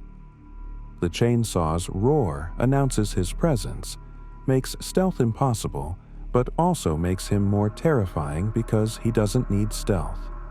Doesn't care who hears him coming, is confident in the chainsaw's ability to overcome any resistance. The weapon reflects his family's background in the cattle industry. Butchering made him mechanical and efficient. Human beings processed like livestock with tools designed for that purpose. The chainsaw also creates different kind of threat. Knives can be dodged, fought against, but a running chainsaw gives huge advantage in range and power. One touch enough to cause devastating injury. Leatherface chasing Sally through the dark, waving a roaring chainsaw, the blade sparking when it hits obstacles, his huffing breath audible through his mask, creates nightmare image that has echoed through horror cinema for 50 years. The scene of Leatherface doing frustrated chainsaw dance at sunrise, spinning in circles waving the saw after Sally escapes, has become iconic.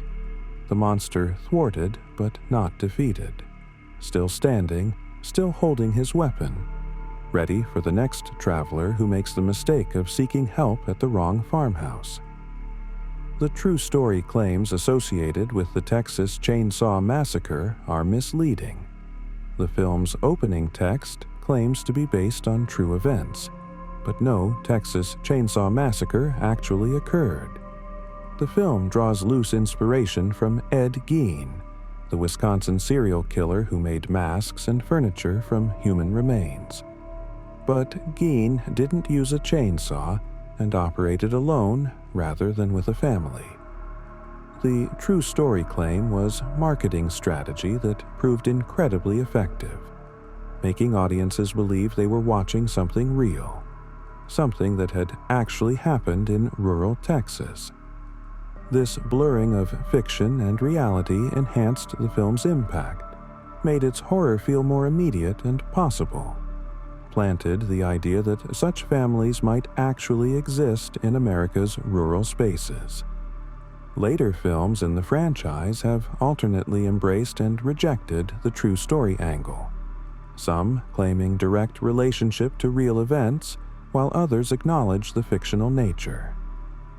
But the original film's power came partly from that false claim, from the way it made viewers question whether what they were watching could be real, whether horror this visceral and uncomfortable might be documentary rather than fiction.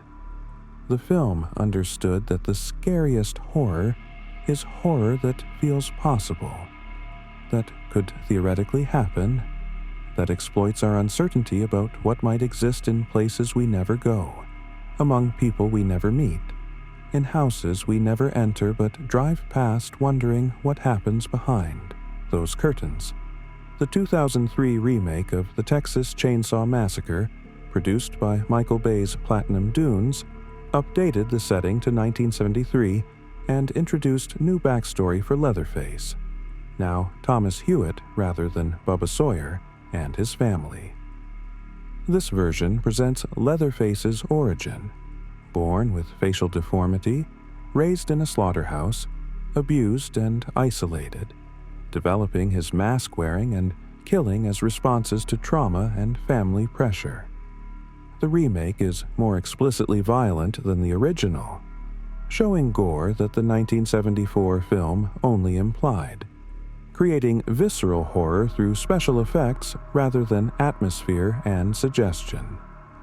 Some fans prefer the original's restraint and documentary style, while others appreciate the remake's willingness to show explicit violence and provide more psychological backstory.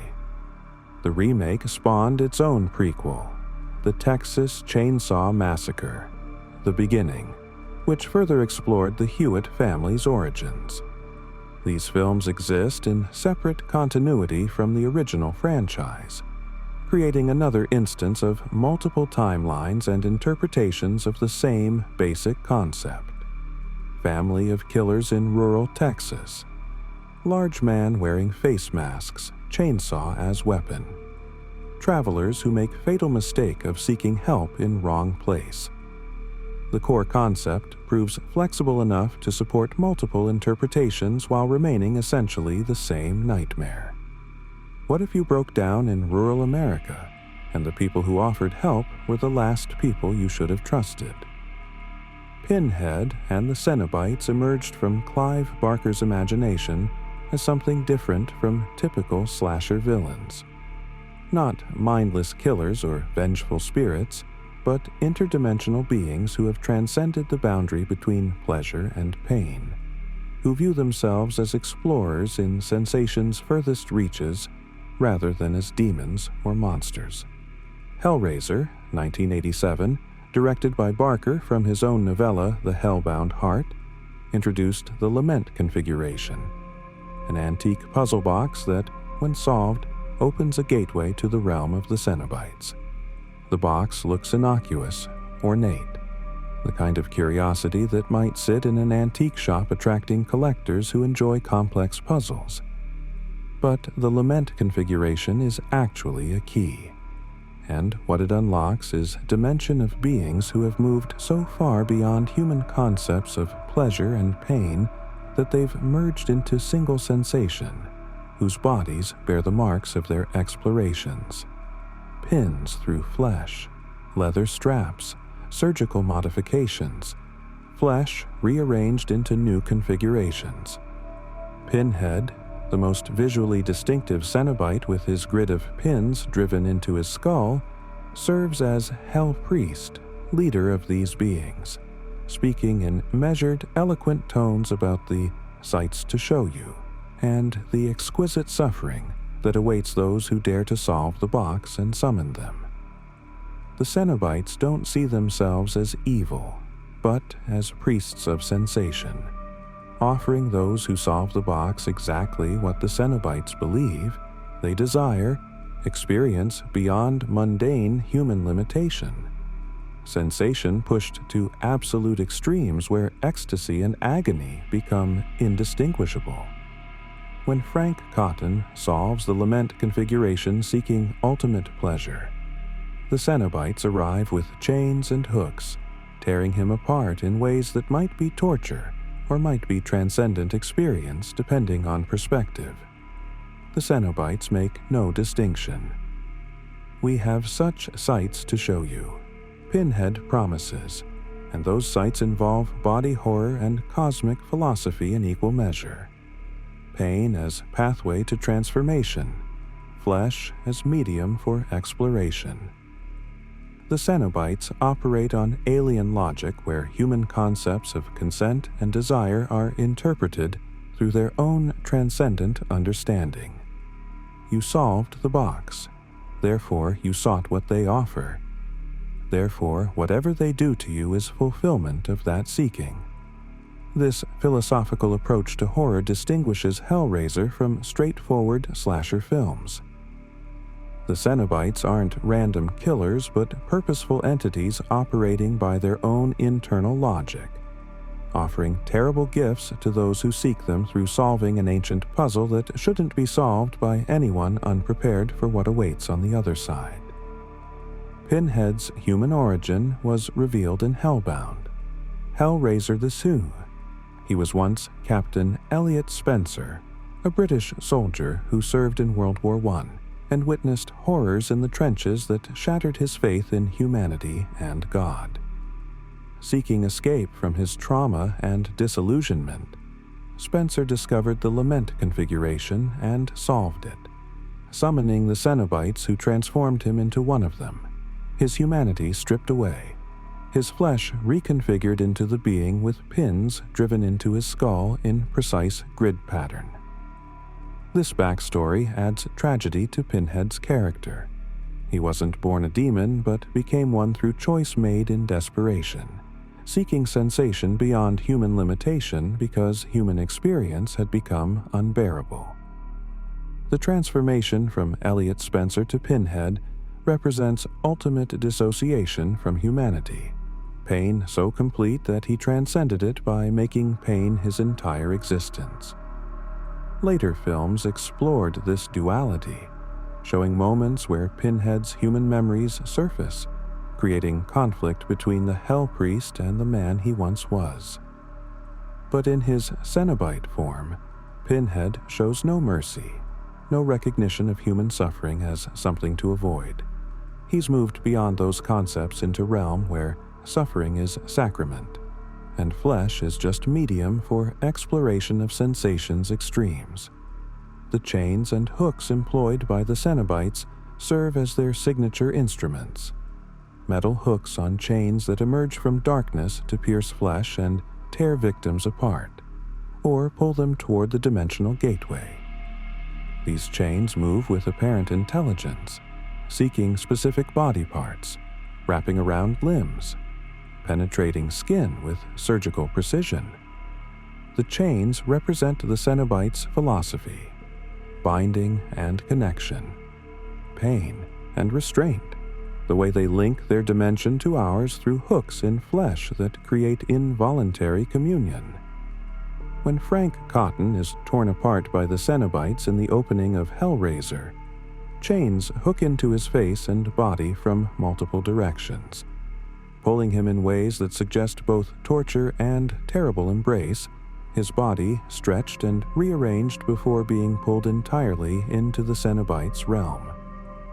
The chains also appear throughout the films in architectural elements of the Cenobite dimension, an endless labyrinth where chains hang from ceilings, form barriers, create pathways, suggesting a reality where bondage is fundamental structure rather than punishment. The hooks and chains have become visual shorthand for Hellraiser's brand of body horror, the specific way the franchise merges sexual imagery with violence, pleasure with pain, voluntary seeking with involuntary suffering. Kirsty Cotton, the protagonist of the first two Hellraiser films, becomes entangled with the Cenobites when her Uncle Frank, resurrected incompletely after being torn apart, manipulates Kirsty's stepmother Julia into killing men to provide blood for Frank's regeneration. Kirsty discovers Frank's resurrection, solves the lament configuration herself in desperate attempt to bargain with the Cenobites, and manages to redirect their attention back to Frank, who had escaped them. This establishes Kirsty as survivor, not through violence but through negotiation and understanding. She learns the Cenobites' rules, appeals to their sense of order, convinces them that Frank is the one who truly belongs to them. Kirsty's ability to treat with the Cenobites as rational beings with comprehensible, if alien logic, makes her unique among horror protagonists. She doesn't defeat monsters, but navigates their systems, finds loopholes, survives through wit rather than force. Her relationship with Pinhead across 2 films shows mutual recognition. He respects her cleverness, she respects his adherence to rules, and they exist in uneasy balance where she provides him with what he seeks: Frank, Julia, others who have solved the box, and he allows her to leave his realm alive. This transactional relationship between human and monster creates different dynamic than typical final girl survival narratives. Charles Lee Ray, the Lakeshore Strangler, brings horror into a different register. Not supernatural entity or interdimensional explorer, but human serial killer who uses voodoo to escape death by transferring his soul into a good guy doll. Child's Play, 1988, opens with Charles Lee Ray fleeing police through Chicago streets after a shooting spree. Wounded and dying, taking refuge in a toy store where shelves of good guys dolls stare with painted smiles. Charles invokes a voodoo ritual taught to him by practitioner John Bishop, his soul transferring into the nearest vessel, a red-haired, freckled doll named Chucky, as his body dies and the toy store explodes. This creates the franchise's central conceit: a serial killer's consciousness trapped in a children's toy, possessing all his murderous impulses and memories, but stuck in a 2-foot plastic body that looks innocent and harmless. The doll is then packaged and sold to a mother buying a birthday present for her son Andy, bringing the Lakeshore Strangler directly into a child's bedroom, where no one believes a toy could be dangerous. Chucky's voice, provided by Brad Dourif with manic energy and frequent profanity, emerges from the cute doll face, creating cognitive dissonance. This should be harmless toy, but it's cursing, threatening, killing with knives too large for its plastic hands to properly wield.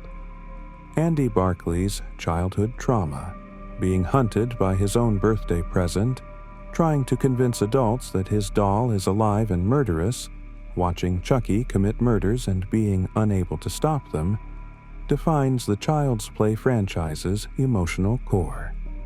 Andy is 6 years old when he receives Chucky, old enough to articulate what's happening, but young enough that no adult believes him. His mother and the authorities dismissing his claims as imagination or psychological disturbance. The horror for Andy comes not just from Chucky's attacks, but from the isolation of knowing truth no one else accepts. Being gaslit by reality itself as a plastic doll destroys his life while wearing a child's toy face. Later, films show adult Andy still traumatized, still unable to fully escape Chucky despite defeating him multiple times, eventually becoming Chucky's most dedicated hunter. Andy's story explores how childhood trauma shapes entire lives, how surviving horror as a child creates adults who can never fully relax, who see threats others dismiss, who carry vigilance as permanent condition. The franchise's willingness to actually threaten child characters, to show Andy in genuine danger from a source adults refuse to acknowledge, creates anxiety different from adult-targeted horror. Children are more vulnerable, have less agency, can't simply leave or fight back effectively, making Chucky's pursuit of Andy across multiple films feel especially cruel. The good guy dolls themselves, with their corporate branding and cheerful advertising jingles, satirize 1980s consumer culture and mass-produced childhood. Good guys are presented as the must-have toy, the thing every child wants, marketed with television commercials showing wholesome play and friendship. "Hi, I'm Chucky. Wanna play?" the dolls say in their programmed voices, offering companionship through manufactured product. Charles Lee Ray's possession of a good guy doll corrupts this innocent consumerism, transforming branded childhood product into murder weapon, making parents' gift into source of trauma. The franchise explores tension between what toys represent: innocence, play, childhood joy, and what they could become in hands of malicious intelligence. Later films expand on this with Tiffany, Chucky's former girlfriend, who also becomes a doll, and eventually with their offspring, Glenn haunts Glenda, creating an entire family of possessed toys that blend horror with dark comedy. The good guy brand's cheerful branding juxtaposed against Chucky's violence creates the franchise's signature tone, horror that acknowledges its own absurdity. Killer doll that shouldn't work as threat but does through commitment to the premise and Brad Dourif's unhinged vocal performance. Chucky's personality distinguishes him from silent stalkers. He never stops talking, cursing constantly, making jokes, expressing frustration when his plans fail. Where Michael Myers is blankness and Jason is singular purpose, Chucky is petty, vindictive, easily annoyed, very human in his emotions despite being dead serial killer in plastic body. This personality makes Chucky both more and less frightening. More because his evident consciousness and planning ability make him feel like genuine threat rather than mindless force. Less because his constant complaining and cursing sometimes undercut horror with comedy.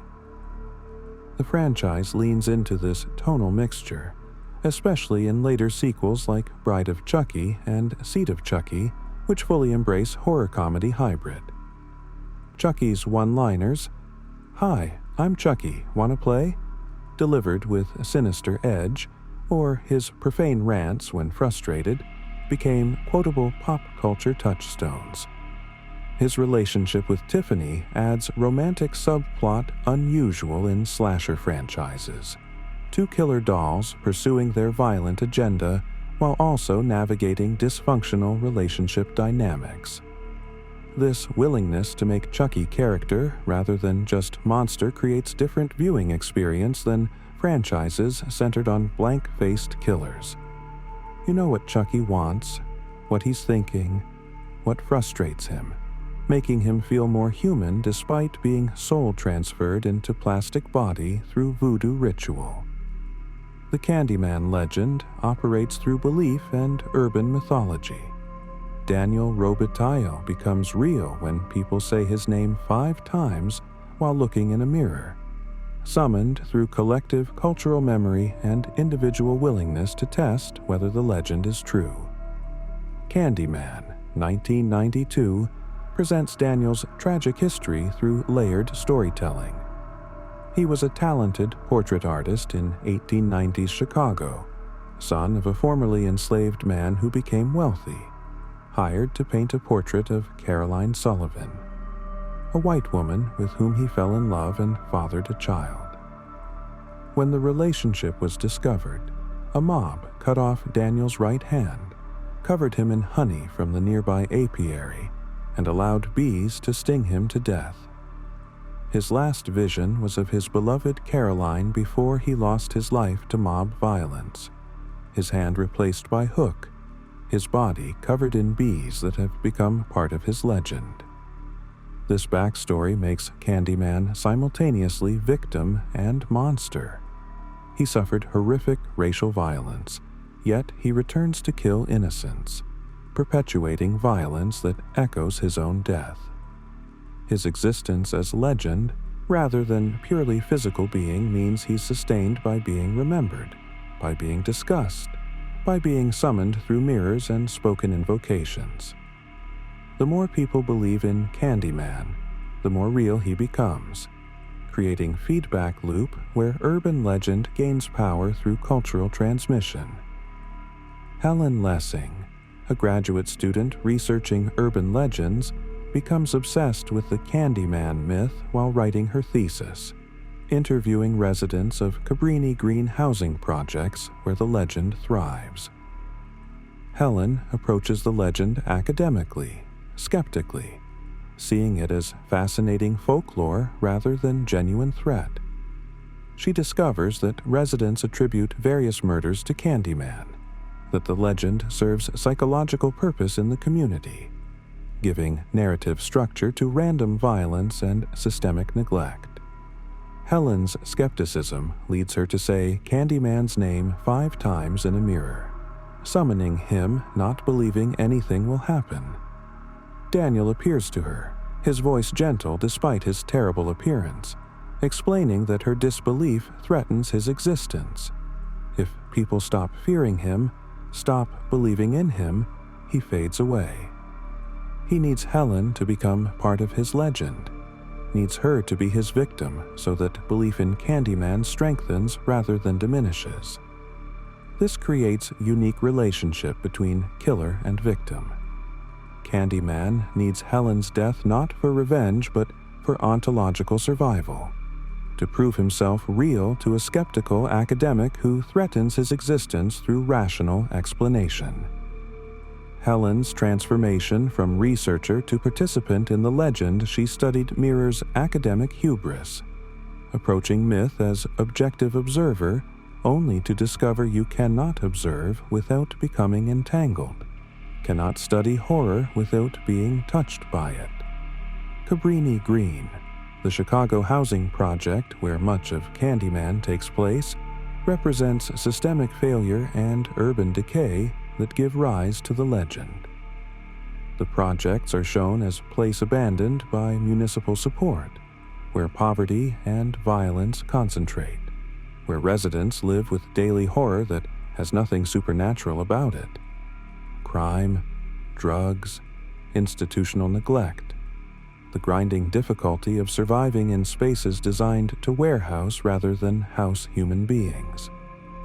Candyman's supernatural horror exists against backdrop of this very real horror, his hook and bees somehow less terrifying than the conditions residents endure daily.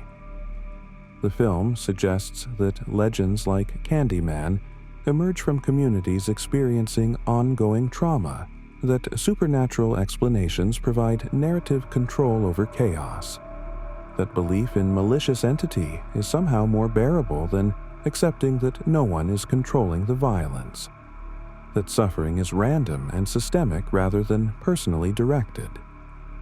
Candyman himself emerges from this environment's history. The projects were built on land where he died. The row houses contain medicine cabinets that connect apartments through shared walls, creating the pathway he uses to move between units. His legend is geographically rooted in specific place of concentrated poverty and racial injustice, making him inseparable from the social conditions that spawned and sustain his myth. The bees that swarm around Candyman, that emerge from his mouth and from the opened walls where he appears, connect to his death by bee stings and transform into symbol of his legend. Individual bees are minor threat, but the swarm is deadly, collective action creating danger that single elements couldn't achieve. The bees also create visceral horror beyond jump scares. Insects crawling on skin, the sound of buzzing surrounding you, the knowledge that each bee carries venom, that the swarm could kill through 1,000 small attacks. Philip Glass's mesmerizing score, featuring heavy choral elements and hypnotic repetition, works with the bee imagery to create atmosphere of dreamy horror, making Candyman's appearances feel ritualistic and inevitable rather than surprising.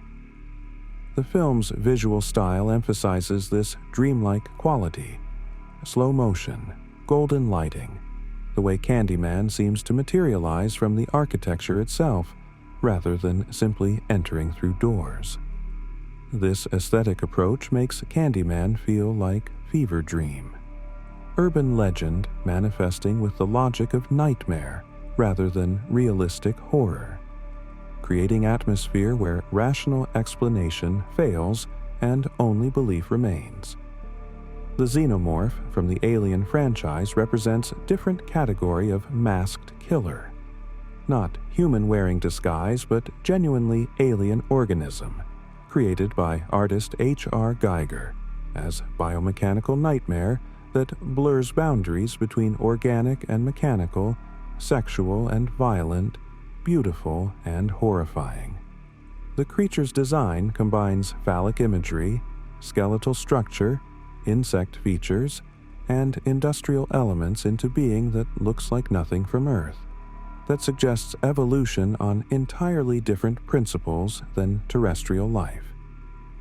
The Xenomorph's life cycle: facehugger that implants embryo, chestburster that emerges violently from the host's torso, adult that grows rapidly into apex predator, creates body horror beyond simple violence. The creature doesn't just kill, but reproduces through killing, uses victims as incubators, transforms human bodies into resources for its own propagation.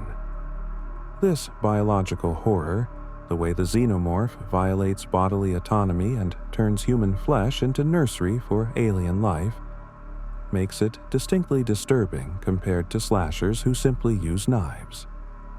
The creature is also intelligent, but utterly alien.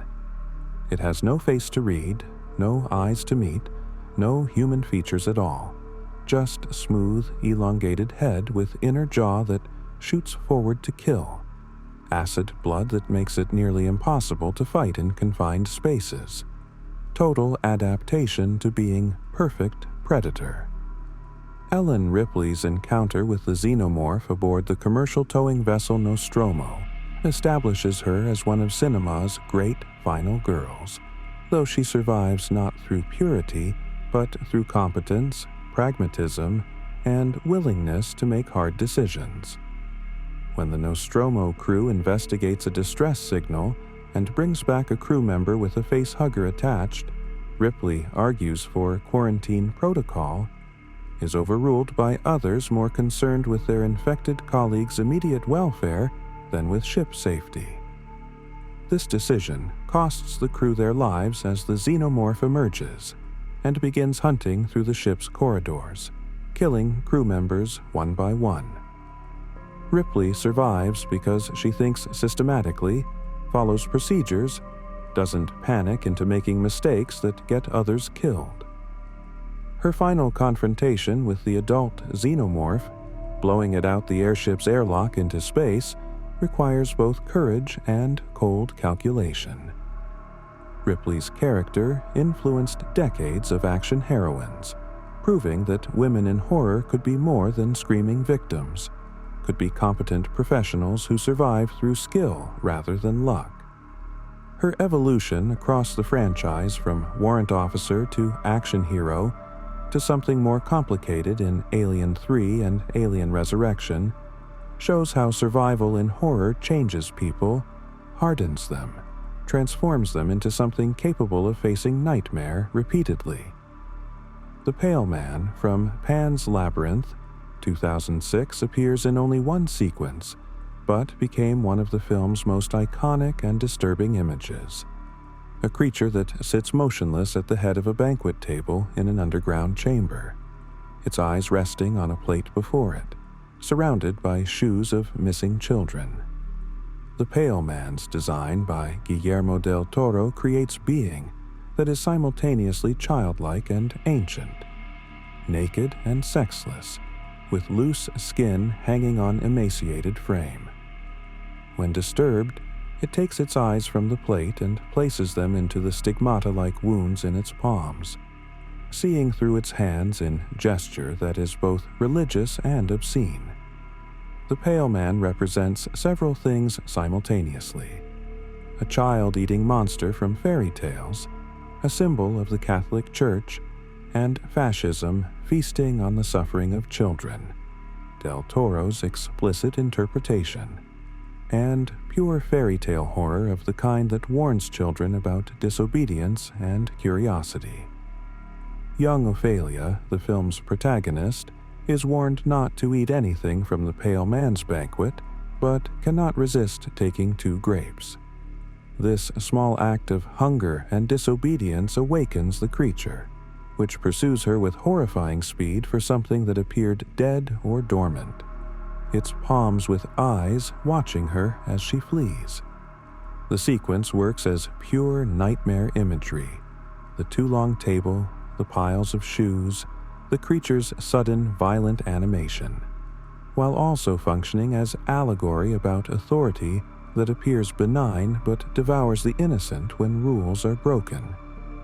The Pale Man's Chamber, with its murals depicting the creature eating children and the physical evidence of shoes piled around the room, creates horror through implication rather than explicit showing. We don't see the Pale Man catch and consume children. We only see the aftermath, the shoes that remain, the artwork that documents what happens in this space. Del Toro understood that suggesting atrocity often disturbs more than depicting it, that imagination fills in details more horrible than any special effect could show. The shoes are particularly effective as symbol. Each pair represents a child who entered this space and never left. Individual lives reduced to abandoned footwear, identity and body, both consumed, leaving only these remnants. The image recalls historical atrocities, particularly the piles of shoes from concentration camps, though Del Toro has stated the Pale Man more specifically represents the Church's role in Spanish Civil War and Franco's regime. But the symbol works universally as representation of authority that claims to nurture children while actually consuming them. Institutions that present tables of plenty while creating piles of victims' belongings. The Pale Man doesn't speak, doesn't express motivation, is simply there in the darkness, waiting for someone to break the rules so it can pursue them with its terrible palm eyes, watching every movement. Pan's Labyrinth exists in 2 parallel storylines: Ophelia's fairy tale journey through magical tasks given by a faun, and the realistic horror of her stepfather Captain Vidal's fascist brutality during Spanish Civil War. The Pale Man sequence occurs in the fantasy storyline but thematically mirrors the real-world horror Ophelia experiences with Vidal, who is himself a monster that devours innocents, the rebels he tortures and kills, while sitting at table representing authority and order. The film's genius lies in how it treats both horrors with equal seriousness. The Pale Man is fantasy but feels real. Vidal is human but feels like monster from fairy tale. Ophelia's failure to obey the faun's instructions about the Pale Man's banquet parallels her inability to obey Vidal's oppressive rules in the real world. Both situations where female disobedience provokes violent male response. The film asks whether monsters are more dangerous when they're supernatural beings in underground chambers, or when they're human men with political power who claim to act for civilization while committing atrocities. Del Toro suggests both horrors are real, both valid, both worthy of being taken seriously as threats to children who are caught between impossible choices in worlds ruled by hungry things that wear different faces but serve the same purpose. The masked killers we've explored tonight: Michael's blank face, Jason's hockey mask, Freddy's burned visage, Ghostface's scream, Leatherface's stolen faces, Pinhead's grid of pins, Chucky's plastic smile, Candyman's tragic beauty, the Xenomorph's eyeless head, the Pale Man's palm eyes. All represent different fears made visible, different nightmares given form. They are the shapes that horror takes in cinema. the faces that haunt us after the film ends, the figures that wait in darkness, whether that darkness is suburban street or summer camp, dream or mirror, underground chamber or space station. These masks and faces transform human features into symbols, make killers into icons, create distance that somehow makes horror more rather than less disturbing. Behind each mask is a story of how evil emerges, from childhood trauma, from parental vengeance, from inherited guilt, from economic collapse, from seeking sensation beyond limits, from urban neglect, from alien evolution, from institutional authority that feeds on innocence. And perhaps that's what makes them endure across decades. They aren't just monsters, but mirrors, showing us the many forms that horror takes when we look closely at what frightens us, when we examine the masks and ask what they hide, what they reveal, what they teach us about survival and fear and the darkness that exists in spaces between what we see and what we know is there. Watching, waiting, patient as October nights and dreams and the deep water of cursed lakes where something drowned long ago and never truly died.